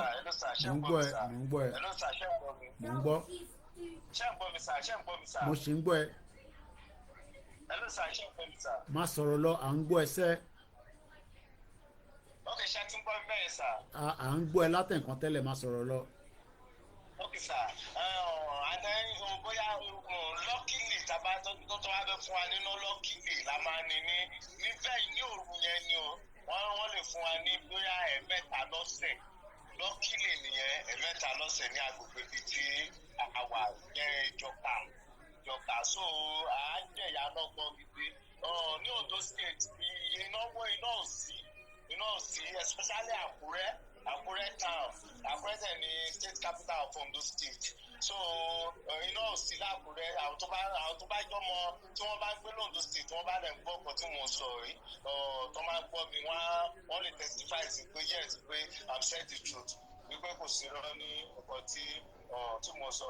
Àdẹ́gbòjú náà ti ṣe ń rẹ̀ báyìí ó ti ló sa ṣẹ́ ń gbọ́ mi. Má sọ̀rọ̀ lọ, à ń gbọ́ ẹ. Yé máa bèrè pé ṣáà ń gbọ́ ẹ, má sọ̀rọ̀ lọ, à ń gbọ́ ẹ. Hello sir, ṣé ń gbọ́ mi sir? Má sọ̀rọ̀ lọ, à ń gbọ́ ẹ sẹ́. Hello. Oh my God. Okay sir. Okay, bí òjò ṣe rọ̀ ẹ́ báyìí, a máa jẹ̀yà náà yẹn fún 2 weeks. Torí wọ́n ní wọ́n àwọn nẹ́bà máa ń sọ pé wọ́n sá wáyà, wọ́n máa sá wáyà pé ìgbà tí Yorùbá tó pa wáyà wọn tó gbóná wá. Ìpàgọ́ tó jòrò àníná so bí ọ̀rọ̀ iná ṣe rí nìyẹn kò síná àárín kò síná. Even though all the factory tó wà ní Àkúrẹ́ all of them they use generator and then tí a bá dẹ̀ wò báyìí diesel price of diesel now is 1,700 naira nílé epo. Diesel now 1 litre of diesel is 1,700 naira. All right, let's move to the food. Lórí ọ̀rọ̀ oúnjẹ àti sọ̀rọ̀ epo àti sọ̀rọ̀ ná, kí ni present situation àárín ọjà lóúnjẹ? At least ẹ ṣáà lọ sọ́jà lọ́rọ̀ oúnjẹ in another 2-3 minutes. Àwọn ènìyàn ọgbọ́n bàbá ó jẹ́ ẹ̀kọ́ kan tó jẹ́ pé ó kọ̀ sí gan. Rice báyìí rice for the one by rice Congo rice that is 10 cup or 10 cup ló wà ní Congo 10 cup cup mílìkì mílìkì cup 10 yẹn ló wà ní Congo kan báyìí presently now tó bá fẹ́ ra foreign rice báyìí is 3,000 naira ní Congo yẹn is 3,000 naira then local rice I brought local rice yesterday. Tí mo sì lánàá local mo ra Congo kan I bought it at rate of 2,700 naira 2,600 àwọn eléyìí tó bá ti lókúta 2,000 yìí eléyìí tó bá ti ní òkúta ní ìyẹn Nigeria rice because we have a different type of rice ìyẹn Nigeria rice eléyìí tó bá ti lókúta is 2,600 2,500 ní Congo kan which is cup mílíkì yẹn mẹ́wàá ló dẹ̀ máa wà nínú ẹ̀ so which is 2,600 2,700 eléyìí tó bá ti lókúta is 2,800 2,700. All right. Àwọn aráàlú ní ẹ̀wà ní Gombe yẹn báyìí is 1,700 ní Gombe. ṣé tó ní sùúrù Gombe tó ń sọ yẹn ṣé Gombe state àbí inú Ondo state náà ni Gombe. ẹ̀wà o Gombe ẹ̀wà ok Okay, kò bó ṣe ń sọ pé Gombe yẹn ìyẹn máa rò pé Gombe state ló ń sọ ó yà mí gbọ́. wọ́n máa ń pè wá yẹn wọ́n máa ń pè wọ́n máa ń pè wá yẹn ní Gombe ni wọ́n ti máa ń pè wá yẹn wá Gombe state ló máa ń pè wá yẹn wá. ìyẹn náà okay. Kóńgò is 1,700 naira. Lẹ́yìn kan wọ́n pè kan ní Sokoto ìyẹn wẹ́wẹ́ ni ẹ̀wà wẹ́wẹ́ ni o ẹ̀wà funfun wẹ́wẹ́ ni o kì í ṣe bí ẹ̀wà funfun lá ẹ̀wà funfun lá wà ẹ̀wà olóyin wà ẹ̀wà pupa wà ẹ̀wà pupa wọn yẹn àwọn ẹ̀wà funfun lá ẹ̀wà olóyin yẹn báyìí kò tẹ̀ ṣe é rà because owó ẹ̀ wọ́n kan Kóńgò is 3,000 plus. 2,000 plus or 2,000 plus in Congo. So while Sokoto wẹ́wẹ́ buy is 1,900 naira. You want that Congo? 1,900 naira. Then tomatoes in one go. Was it tomatoes 200 naira more? Tomatoes is very lot to 500 naira of food. Then after that 300 naira of food. So that 200 naira more. Okay. Okay. All right. Okay. Mongo. Ẹja tó jẹ́ pé ẹja tó ṣìpù jù báyìí téèyàn bá fẹ́ rà òun ní panla yẹn wẹ́wẹ́ ni òun ẹ máa rí wọ́n máa yan panla yẹn ni wọ́n á yan wá friday àgbẹ̀ wọ́n máa yan tó máa gbẹ wọ́n máa yan panla yẹn tó bá tò ní mẹ́ta wọ́n máa dì ní mẹ́ta ẹ̀rí panla yẹn rà ní 300 naira 350 then ní ẹja kan náà wọ́n pẹja yẹn ní ṣáwá ẹja yẹn ní òun ló ṣìpù jù ní gbogbo ẹja téèyàn máa jẹ tẹ́lẹ̀ ẹja yẹn ọjà tó bá ṣáwá yẹn tó bá fẹ́ jẹ ṣáwá báyìí tó bá fẹ́ jẹ ṣáwá ẹyọ kan bẹ́ẹ̀ látòrí 500 naira 600 wọ́n yẹn ta ṣáwá nìyẹn then tó bá sọ̀rọ̀ nípa súnmù yẹn ó bẹ̀rẹ̀ látòrí 2,500 3,000 kò dẹ̀ tóbi dábàá dẹ̀ mú fún wọn ké súnmù yẹn súnmù dọ́tà ní 2,500 3,000 tó bá ní kàn kí wọ́n lè gé ní size tó bá fẹ́ gé wọ́n lè gé ju mẹ́rin péré ni wọ́n lè gé sí. Okay. Mẹ́rin péré ni ẹyẹ pé mẹ́rin yẹn dẹ̀ máa tóbi o ní púpọ̀ máa tóbi wọ́n á hàn gé pé kọ́kàn lè fi manage wọ́n fi jẹun so létí aspect yẹn ẹnìyẹn sà. Nípa ikọ̀ àtìṣá it's very hard then nípa ti building materials is very high building materials is very high. Èló ni cement? Cement now is 10,500 and kọ́tà ní 11,000 and kọ́tà 10,000. But okay, all right. Nisuru. Ṣé àwọn èèyàn ṣì ń ṣe project in terms of àwọn tó ń kọ́lé? Okay sir, nípa ti project yẹn sir, nípa àwọn tó ń kọ́lé báyìí out of 100% of project báyìí present now 75% of project ó ti wà pending. 75. Yeah. That's correct. Most were painting. Just 25% mo ni wọ́n ṣiṣẹ́ lọ́wọ́ because of the cost of the price of cement and block and yanrìn. Then yanrìn 6 tire tẹ́lẹ̀ àjálẹ̀ wọ́n jà ní 40,000 naira. 6 tire 40,000 then 10 tire wọ́n jà ní 120,000. But present now mo ṣe bá yín sọ̀rọ̀ báyìí 6 tire now is 80,000 naira. 6 tire is 80,000. Then 10 tire now is 160,000 naira. Wọ́n já 10 tire báyìí. Present now mo ṣe bá yín sọ̀rọ̀ báyìí. Then ní cement yẹn so then block 6 inches now 6 inches of block now is 700 750. Ẹni tẹ́ bá rira lọ́wọ́ ẹ̀. Ṣé fẹ́ ẹyọ kan àbí? Bẹ́ẹ̀ ni sà bẹ́ẹ̀ 6 inches 700 750. Bóyá ẹ wá rira wá lẹ́ẹ̀kì rira ní block ìyẹn kì í ṣe block tó wà òkè o kì í ṣe block tó wà òkè bóyá wá rira ó lẹ́ẹ̀kì rira ní 650. Naira per block. Then 9 inches now is 1,000 naira and 1,900. 1,900 inches. Bye. Wow. So everything is cost. Okay. Even though about 3 weeks ago, mo mú 5,000 naira lọ sí ọjà pé kí n lọ ra nǹkan. 5,000 naira tí mo mú lọ sọ́jà ọ̀ra kóńgò ráìsì kan àti kóńgò ẹ̀wà kan 5,000 dẹ̀ tán. 5,000 Congo right at Congo about last upper week, last upper week, 5,000 there. All right. So everything, one time we can't go serious. All right. Oshegoni. That is our correspondent there all the way from Ondo State. Atigbo láti correspondent wa láti Ìbàdàn lẹ́ẹ̀kan. Ẹ jẹ́ ká lọ sí ẹ jẹ́ ń lọ Ogun State. Kí n lọ wo kí ni rìpọ́ọ̀tì láti Ogun State. Ká gbọ́ láti Ogun State náà ká tó máa pe Bishop. So Bishop àwa fún wa ní a bit of understanding reason tí gbogbo kìíní ṣe ń bloat out. Ẹgbọ́n lẹ́ẹ̀kan wọ́n ní Ondo State 75% project is now on standstill. Ẹ jẹ́ ká lọ sí Ogun State. Ó yá ẹ fún wa ní report láti Ogun State briefly for 10 minutes.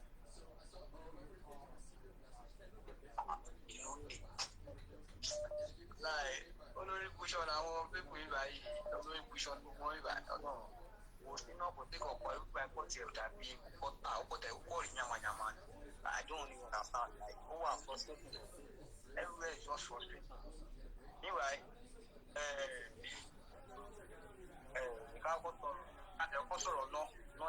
Please slow down a little bit.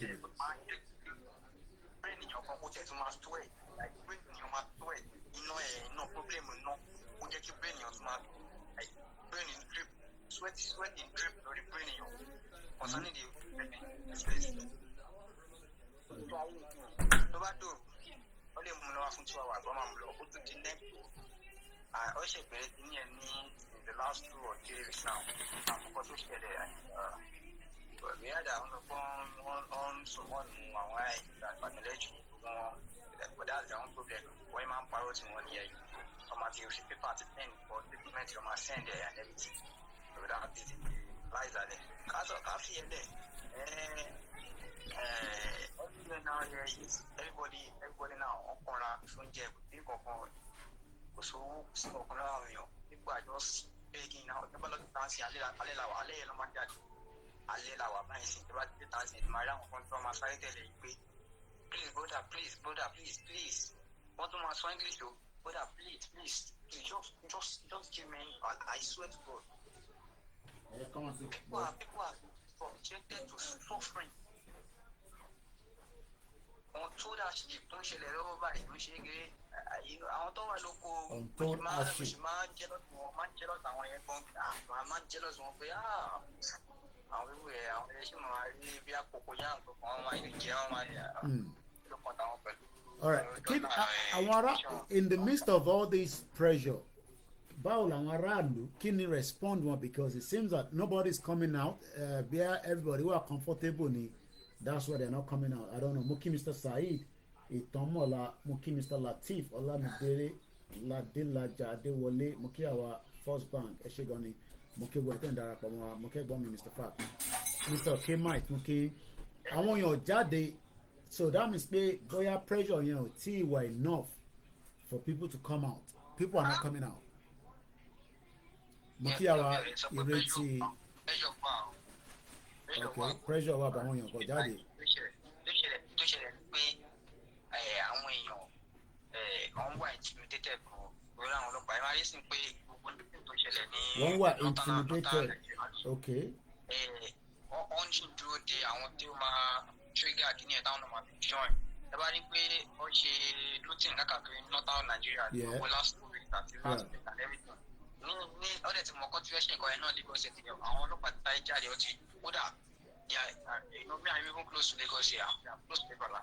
They are already patrolling everywhere, every year and there in every mall, shopping malls or what in chat Mandela on but okay, so one mọ̀ọ́mọ̀ kọ ọlọ́pàá síta láti fi intimidate aráàlú just like gbà tí Sowore kọjá lágbẹ́ EFCC wọ́n bí pé kí ló tó fi ya picture EFCC a public institution.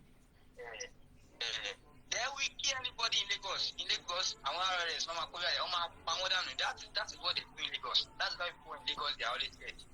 But despite that náà nǹkan ló ṣe máa fún wọn ní solution náà nípa máa jáde náà nǹkan tó máa ṣe náà ti bẹ́ẹ̀ náà. That's the language government that are coming out but People àwọn èèyàn máa ń wo àwọn tó máa ń kọ́ jáde àwọn tó máa ń kọ́ front nǹkan tó máa ń ṣètò àti àwọn èèyàn ṣe máa ń wà. Ó dàgbọ́ protest láti Lagos tó bọ̀ dàgbẹ́ ẹ̀kan náà ní wọ́n jápa wọlé padà sóko. But NLC pè ní NLC get gbà lọ́wọ́ Tinubu, so what they call off strike, so there won't be any more strike because Tinubu has already paid the bribe for the NLC, so nobody's expected to come out because NLC is not going to give the directive. All right, thanks so much. That is our correspondent as well, all the way in Ogun State. We've listened to 3 of them. Let's go straight to Ekiti. Kalogbo correspondent were not Ekiti. Then Bishop, I'll call you back after that. I just want to get a gauge of all the 4 states in Yoruba land. Go ahead, Efwani, the update from Ekiti State.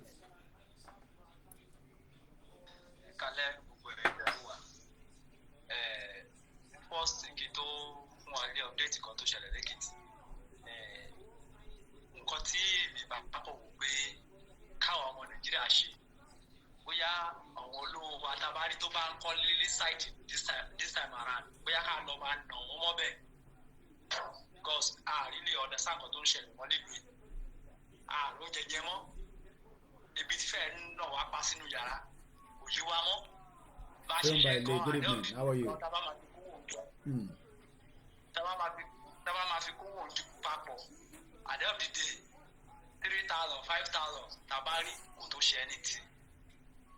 So we are fed up.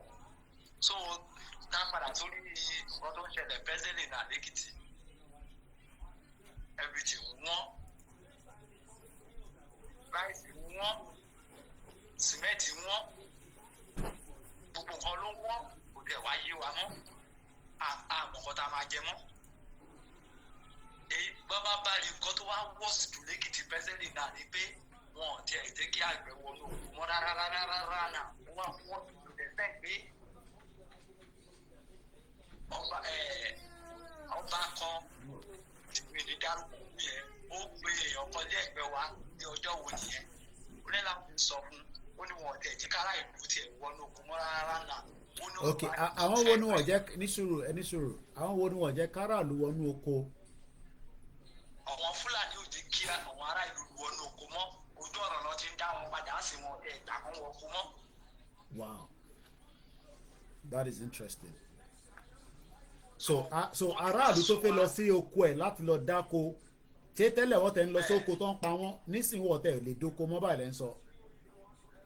Wọn ò tiẹ̀ lè dóko mọ́ ǹsìn wọn ò lè dóko mọ́ kò sẹ́ni bó tó lè dóko mọ́ báyìí lẹ́kìtì báyìí ó ti sún wa. So kí ni gọ́vnà ṣe ìyẹn bàbá wa Adé kí lórúkọ gọ́vnà Èkìtì state now?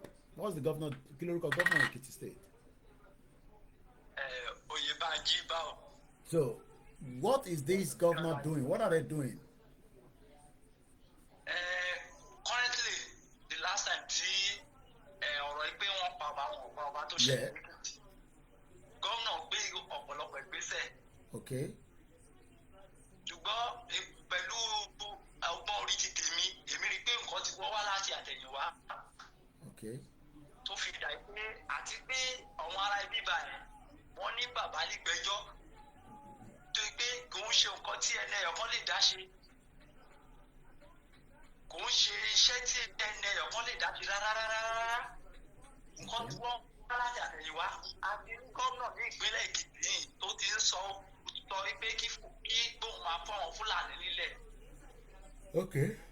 Ní ìgbà tí ẹni tó dẹ̀ wá ń bẹ̀ president náà tó ti débẹ̀ àti ìgbọ́ kó sọ nǹkan gbọ́n even nígbà tó fi pa àwọn ọba yẹn ó ní láti tún sọ̀rọ̀ sí àwọn ọba tó kù ní pé ẹ̀yin àgbààgbà yẹn kábíyèsí ẹ lọ ṣe nǹkan tó yẹ kẹ́ ṣe tí àwọn bàbá wa ń ṣe láti jọ́ ó tún jáde lé àti ẹnu gómìnà bẹ́ẹ̀ ní pé ẹ̀yin kábíyèsí ẹ̀yin náà ti sùn.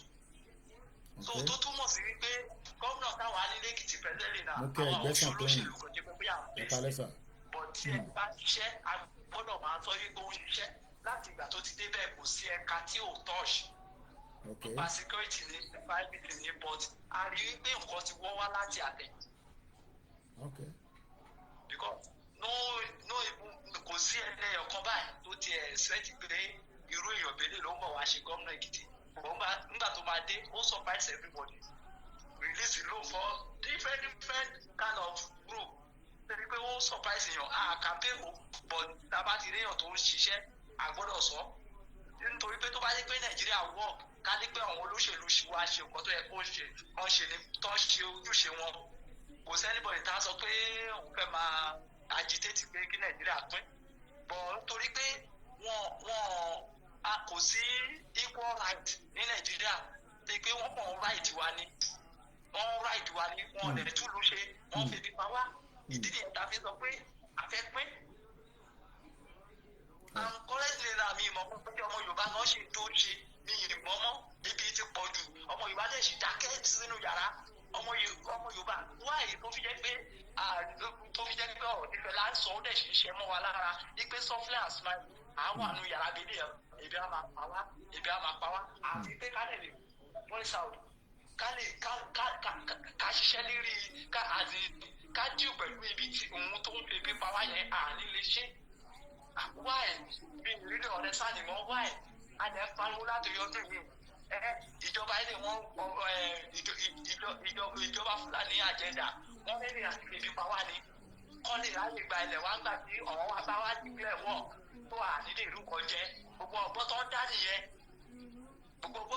àwọn tí tó oúnjẹ tó wọn máa jẹ tó bá ti kílẹ̀ wọ̀ tán níwàá gbogbo àdáàrà ni wọn tó wà nínú ìwé tó fi ṣèlú pé ẹni tó bá jagun tó bá borí òun ló lè lù ṣé àwa Yorùbá leaders ṣé ẹ fẹ́ dákẹ́ nísìn wọ́n gbalẹ̀ mọ́ wa lọ́wọ́ kọ́pa everybody ṣé ìkọ̀tẹ́ dúró dè nìyẹn kí ni àwọn bá ṣe ṣe by this time ìbẹ̀lẹ̀ àdídà ti sọ̀rọ̀ sọ́ba but àdídà àtútù jí wọn náà lẹ́nu pé mẹ́ta bá la tún rí àwọn ọba tó tún lọ sí redeem camp tó tún lọ ń sọ nǹkan tó yẹ kó sọ bẹ́ẹ̀ kó yẹ kó máa rí bẹ́ẹ̀ èèyàn bá ìjọ gbogbo yìí kọ́ lẹ ní 5 minutes ẹ máa gbé sá lọ mo sọ fún yẹn ọba Yorùbá wọn ní 5 minutes tó máa gbé sá lọ wọ́n jọ máa pa gbogbo wa ní kì í ṣe àwa nìkan ló máa pa ọmọ tó máa pa ìbọn nínú ìdẹ́sẹ̀kọ̀ dákẹ́kẹ́ àwọn ọmọdé ìsọ̀rọ̀ yìí wọ́n kò wá báyìí náà ṣèbí inú gbọ́dọ̀ ṣèbí ojú ọ̀nà náà jẹ́ títa àtàkẹ́ ẹ̀yìn ọba wọ́n máa wọ pálásì wá báyìí tó bá yá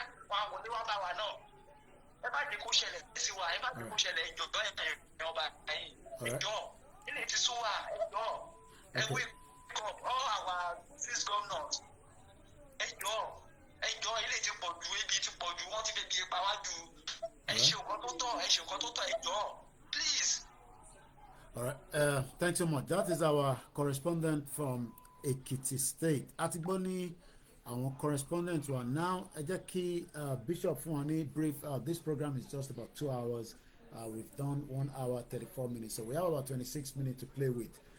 There's a lot of tension in the country right now. The insecurity is still bloated. We cried out 3 years ago, but maybe our people did not see it coming. Even though many people are now crying out a little bit, but I don't think they're crying out that much. Again, if you've just joined us, according to Steve Hank, Steve Hank is a professor of applied economics at Johns Hopkins. He's also a senior fellow, independent, blah, blah, blah, forex trade. I do follow him a lot, and he talks about different countries around the world, including UK. He has actually measured Nigeria inflation at 113%. That is about 3.8, much more higher than what the government is telling us. But we have been saying this already. Bishop has joined us. Cardoso is the current central bank governor. Olugba position Emefiele. Emefiele nígbà tó gbé lọ sí court lánàá, wọ́n ní according to the forensic analyst, wọ́n forged $6.5 million. That is a huge amount of money, but that is just a peanut out of what Buhari stole out of Nigeria for 8 years. The Yoruba people are still sleeping, Nigerians are still sleeping, but let's listen to Bishop Additional to guide us through some of what we are witnessing. But it seems that, like I said, Nigerians are not reacting because Diaspora is still blocking many of you from dying. We are giving money, 10,000 there, 100,000 there, 1 million there. And at the end of the day, I don't know how long we can do that. But the Nigeria inflation as of today stand at 113%. Ẹgbọ́n sókè Bishop. Okay, Eshegon Koiki, thank you, Eshegon, and appreciate you and appreciate the work you're doing and the media, Koikimedia, bringing the world closer to our doorstep. And now, Nigeria is in serious crisis. And if we are looking at political crisis before, economic crisis is the worst. Economic crisis, I'm not prophesying, but the truth be told, if Tinubu is off the seat of president today, Cardoso will be facing what Emefiele is facing also. My YouTube. Yeah, my body Bishop. If Tinubu is up presidential seat today, yeah, Cardoso will be facing what Emefiele is facing presently. Okay. As well. Because it took just only one good step and took 10 worse steps simultaneously. Okay. The economy is not something you experiment with. Okay. There is difference between an economist and an accountant. Nigeria has been putting people that are accounting, banker, that are maybe they claim to be economic or something, someone who but there is difference between going to school and knowing what to go to study, or go to school and just collect certificate. We have a lot of that among Yoruba. Just going to school to collect certificate. Okay. An economist, an accountant can look at the accuracy, account balance, the margin, the ledger, everything accurately. The money did not come in correct. You audit, you get the perfection. Yes, that's an accountant. Good. But an economist look at the summary of those margin, those accuracy of ledger, those amounts of inflow and outflow and everything, and look at how it affects growth. Growth. That is an economist. The only time Nigeria had an economist on seat was the time of Soludo. That Soludo. Okay. And the man during Obasanjo did not complete his assignment, because you will see at that time, if you remember, Nigeria was projecting to balance 1 naira to $1. And the banks were willingly merging by themselves, not forcing them. They were willingly merging by themselves to form a strong banking system for Nigeria to handle the economy. But after Obasanjo left, the Yaradua that was there to show the House of Assembly that it is a bedrock of corruption, they stopped him from fulfilling what he wants to do. They quickly remove him and put the Lamido, Sanusi Lamido and all that. Now, it is easy to destroy economy, but it is not easy to build it. Okay. Now, what Cardoso did, and the lie that is using to confuse the illiterates in the public offices. I call them illiterates because they don't know anything about governance and economy, and so those executive or public office ministers or those they appointed as ministers, whatever they tell them, they swallow it. If they know much about what is happening, there are questions they should ask those ministers or executives. And that will give direction. But they just come and give them cock and boom story and they just swallow it and just, so we have largely people who know nothing about governance in the affairs of governance in Nigeria, and that keeps Nigeria perpetually in problem. Now, the whole debt. I'm not talking about Nigeria owing money now. I'm talking about Central Bank of Nigeria owing the Federal Reserve of United States debt. Okay.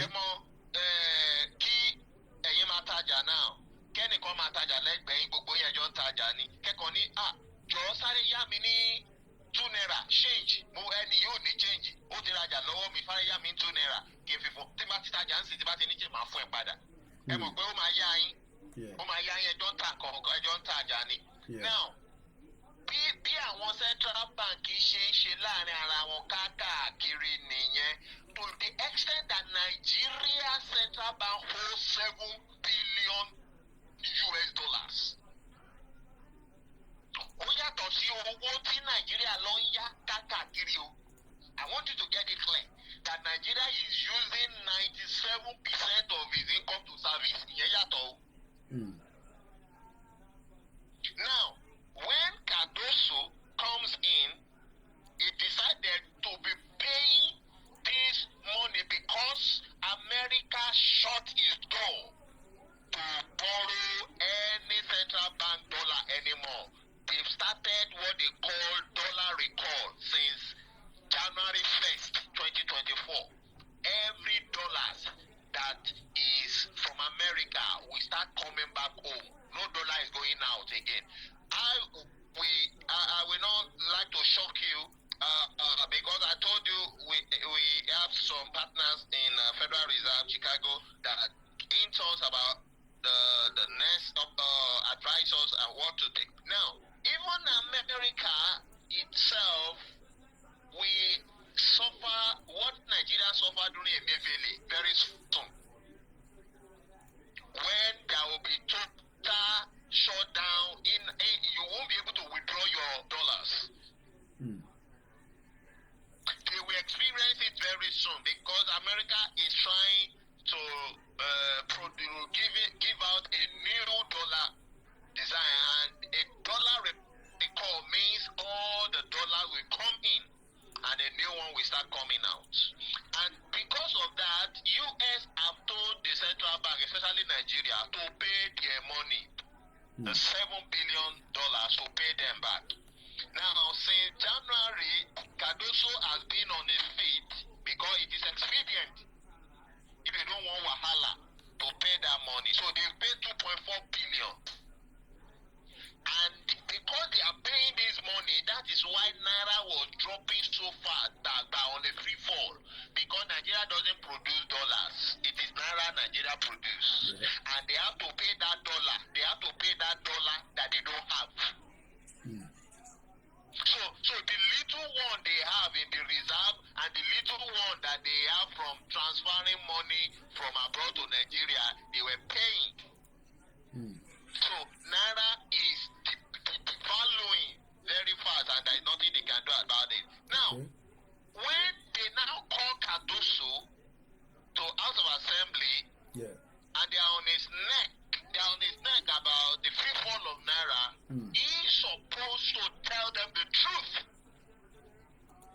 He's supposed to tell them the truth, but he cannot open his mouth to say a lot of things because there are some of these politicians that some of those dollars they are owing is in their hand. For example, he mentioned that about $2.4 billion in the hand of he did a forensic and realized that some $2.4 billion has nothing to do with central bank at all, and they are in the hand of some of these politicians, and it was ordered from from the influence from the previous government, and it goes into the hand of these politicians. And they refuse to mention some of them, but even some people have mentioned their name. They mention this man there, Dangote, and many others. They mention some of them there. But this money is in their hand, and he said he called them, and they've agreed. They've agreed that they will pay back. So because those ones have agreed they will pay back now, all the production that is in their hand, they started increasing price. That's why you see cement just jump from 4,500 to 10,000 within 1 month. Why? Because they have to pay the money they embezzled. And it is Nigeria that will suffer it for them. They are the one producing cement. They are the one producing spaghetti. They are the one selling sugar. They are the one doing only this person. Give it. I mean. So because the truth. So the issue is, why is he hiding the information? And why is he allowing Nigeria to suffer unnecessarily? Now, that is that. They now started looking for avenue to show that they are working. They now began to look into organizations, clamming down on organizations, posing down to rule the change. About 727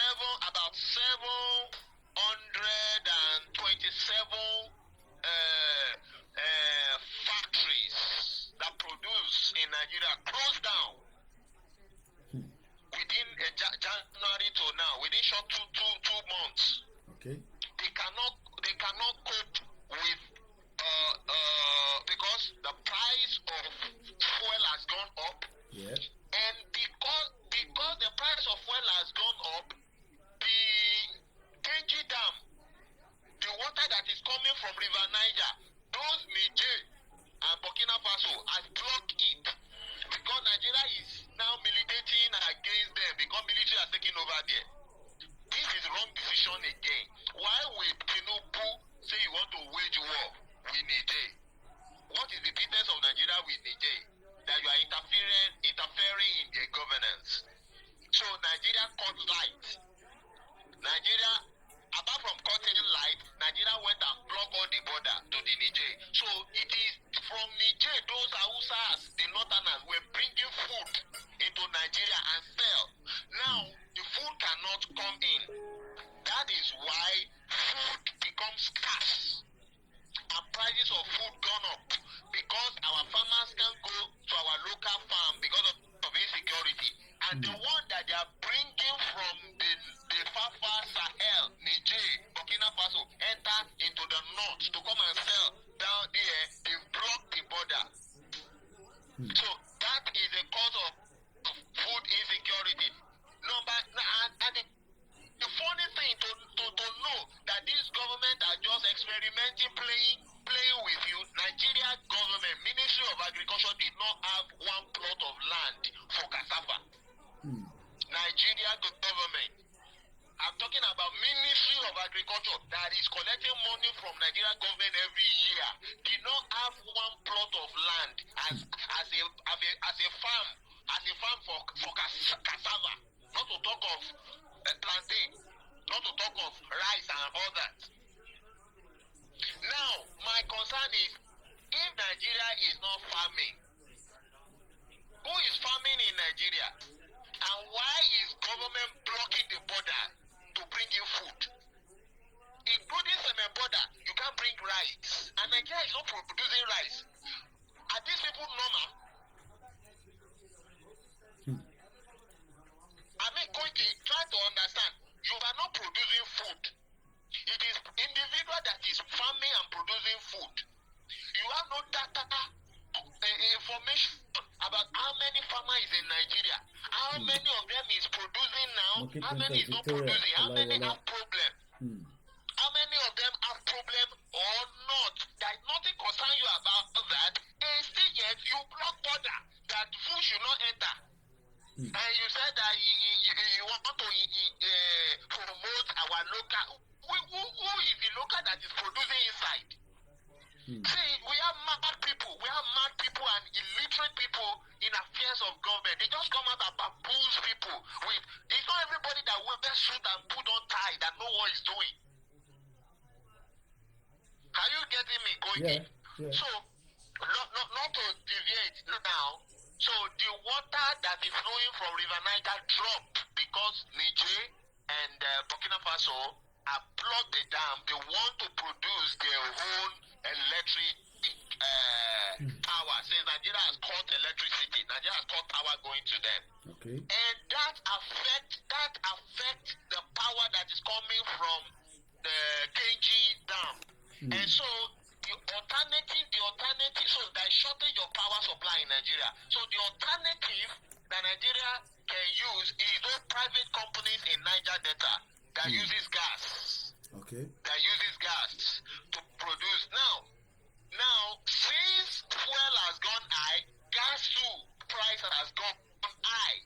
So if gas has gone high and those ones uses gas to produce electricity, price of electricity will go high. So as fuel has gone high, it affects the price of electric tariff also. Okay. So for those who have light, they are paying more now. But for those who did not have the network of the light service that are on the KG lane, there is entire darkness. Okay. That's why you see some people go say they don't have light.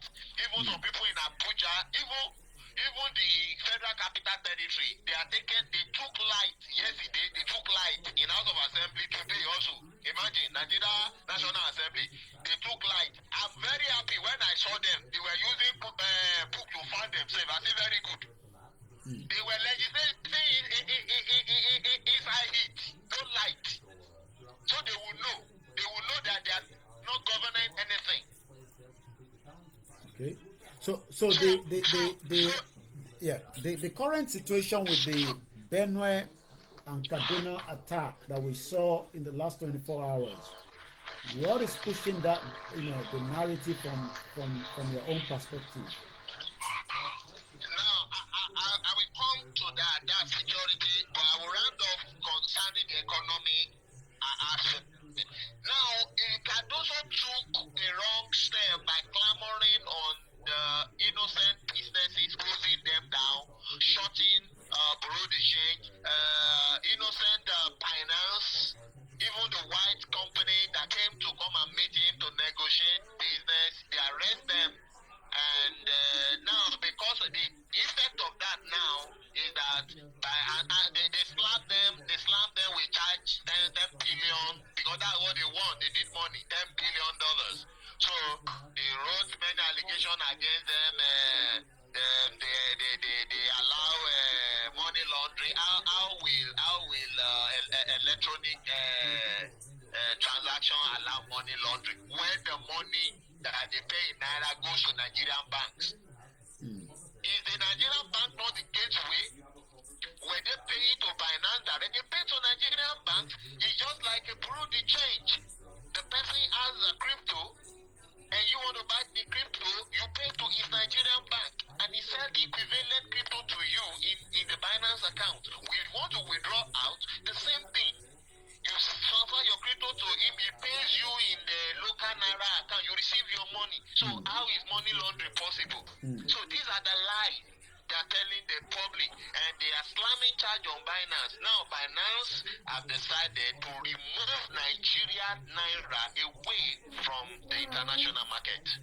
Binance is the largest exchange table of currencies all around the world. Okay. They are like the central bank. I have 4 minutes window, and I want us to go because of the time. So I want us to quickly go straight into the security. We're going to come back again if we have the time later on, if not today, tomorrow. The insecurity seems to have gone back a little bit much higher. We saw over 300 children were kidnapped from Kaduna. We saw Benue attack, about almost 40 people have been killed. I've seen the videos already. What is going on? We thought that now we have a Yoruba man there, a Yoruba military, a Yoruba security, but we are still seeing all these big Sam favor, good evening. We are still seeing all these insecurity happening. You see, Nigeria is like a condemned vehicle. Condemned vehicle, condemned engine, condemn tire, condemn everything, and Tinubu is like the best panabita. Okay. When you have a condemned vehicle, condemned engine, wear out, is it panabita you call to beautify the vehicle? I mean, that's what Nigeria does. We live in denial. We live in denial. We live in denial. Nigeria is a Titanic that has sunk that nobody can bring up. Okay. Nobody can bring it up. Nobody can bring it. The same. See, let all the ministers, let all of them be Yoruba. And because of it that they are Yoruba, you think that everything will now be okay. And no insecurity. Are we the only one in Nigeria?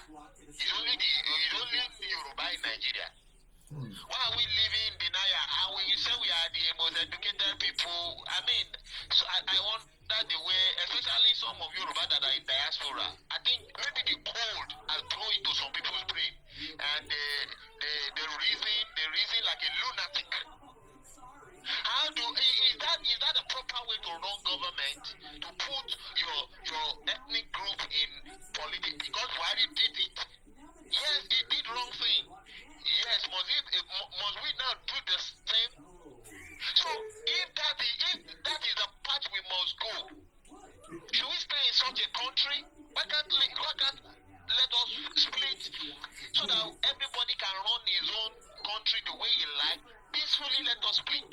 See, the same popo that they popo and concerning insecurity, that's the same popo they are popoing all the ministerial department.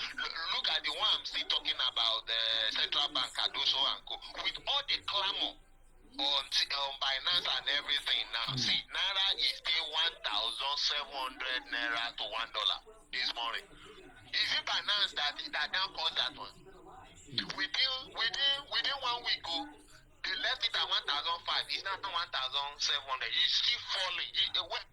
After that, Binance has removed Naira away from international market. Now it's now difficult. It's not difficult now for people in diaspora to buy Naira. It's now difficult. And if you want to send money to Nigeria now, it's difficult for you. And people in Nigeria cannot buy dollar. People in Nigeria now, with Naira, it's difficult now to get dollar. So they just put people in a cocoon. Something that could have assisted them. Binance is the best platform for them. That we send Naira all around the world, and Naira will continue to appreciate. Okay. With all the loan that Nigeria has borrowed, some loan that Buhari borrowed, Koiki, some loan that Buhari borrowed, in 50 years time now they will start to pay it. They are still on moratorium. We hope that we will have come out of that mess before that time. They will start to be paying it. When those who commit the crime have died and go. Ṣé gbèsè yẹn la fẹ́ fílẹ̀ dáwọn ọmọ wa gbèsè táwọn ọmọ ò mọ kọ́kọ́ ń pa and they will claim that so far you are claiming Nigeria, you are claiming the gbèsè. All right. And you must pay it. All right. You will pay it. You pay it with indirect tax. You pay it on devaluation of your Naira. You pay it. Why do we want to keep such a debtful country? All right. Thanks so much, Bishop. Because of the time, I'm just getting another break. People should not be surprised that the economy is down. It must be down. People should not be surprised things are expensive, no food. It will be like that. You don't know what is happening. Why do you Bible ní pé ṣá lè máa gbé nínú ẹ̀ṣẹ̀ káníkórì ọ̀fẹ́ kó máa pọ̀ sí? You see that the farmer is not farming. They are killing people every day. You see that the border is closed and you want that food will abound and food will be plenty. What kind of sense do we have? What kind of brain? All right. Thank you so much, Bishop. Thank you. Because of my time, I gotta go now. I'm just getting another from the Daily Trust. Terrorists break into Kaduna Mosque, gun down worshippers 26 minutes ago. This is coming from the Daily Trust. At least 2 worshippers were killed during the Friday prayer at Angoa Mekara under Kawakasa community in Benin Gwari. That Benin Gwari seems to be an hotbed rather, for the terrorists. I'm not too sure why security personnel that threaten Nigerians like this doesn't go there and try to protect the innocent Nigerians. I'm going to wind down from now. It's been an amazing 2 hours. We had a glitch on the Koikimedia YouTube. My power drained a little bit on the phone and I couldn't bring back the YouTube, so we started another one, but that's fine. But we were operating on all the other platforms. Like we say on this platform, it is entirely up to you to know what next. If you wait for America, you wait for thy kingdom come. I hope when following Haiti. If you are not following what is happening in Haiti, go on Google and type in Haiti, Haiti.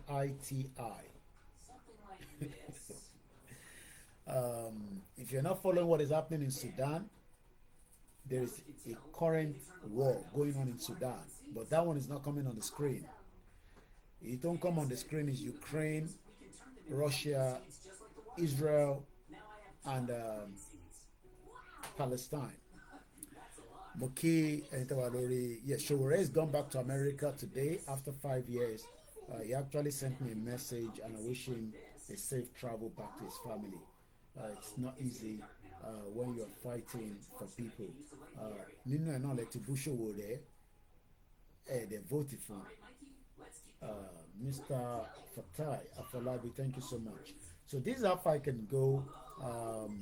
I would have loved to go a little bit much further than this, but I can't because I have to allow the family to have their own little space as well. But if I have the time, like I always say, remember to watch the video we did. Alaja Sharifat Agbabia Kamuki, Eshegon Bishop for the analysis. Hopefully we'll come back again. We talk about why people will suffer more in this economy. Because that's what your church will be telling you. I'm a resolve problem economy in Nigeria. Nigeria are worse than Venezuela. Venezuela not live to be Nigeria, but unfortunately things didn't go well with them as well. So thank you so much, everyone.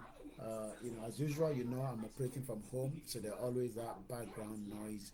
But hopefully, if we have the time, we'll come back tonight. If otherwise, I will be starting again whenever with the Vietnam LO program to Mosheloswan. It's very, very deep. I've said that we need 60,000 Yoruba men. Then we point it deep. I'm about to draw that 60,000. 60,000. But we want to draw that if we are going to declare a Yoruba nation anytime soon. Anything less than that, we will just continue to talk and encourage more people to tell the politician, which they are not going to do, to dissolve Nigeria. I don't know how they're going to do that. Because of Olóṣèlú tó ń gbádùn ayé ẹ̀, àfi tó bá l'accident tó bá kú, àfi tí nǹkan bá ṣe wọ́n tó bá kú. I don't pity anybody because at the end of the day, innocent lives are dying every day. Nobody cares. So, but about 60,000 men tó ní ìbọn gidi lọ́wọ́ àti RPG àti gbogbo nǹkan tó fi ń jà.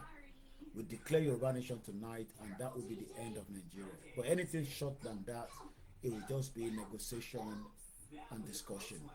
You will not have a Yoruba nation declaration if you don't have such, numbers of people to protect the territory. Declare Yoruba country. You don't declare country like that. So that is on that. Thank you so much. The Biafra, I was listening to Simon Ekpa this afternoon. They are doing their own best. But yes, on the Yoruba nationalism, we stand. Nigeria is dead, and that is the end of it. Mokiba Bawa Shegun, thank you so much once again. It's exactly 2 hours into the program, and I gotta go now. I was gonna do 1 hour, but we pushed it to 2 hours. I'm checking out now. Bye for now.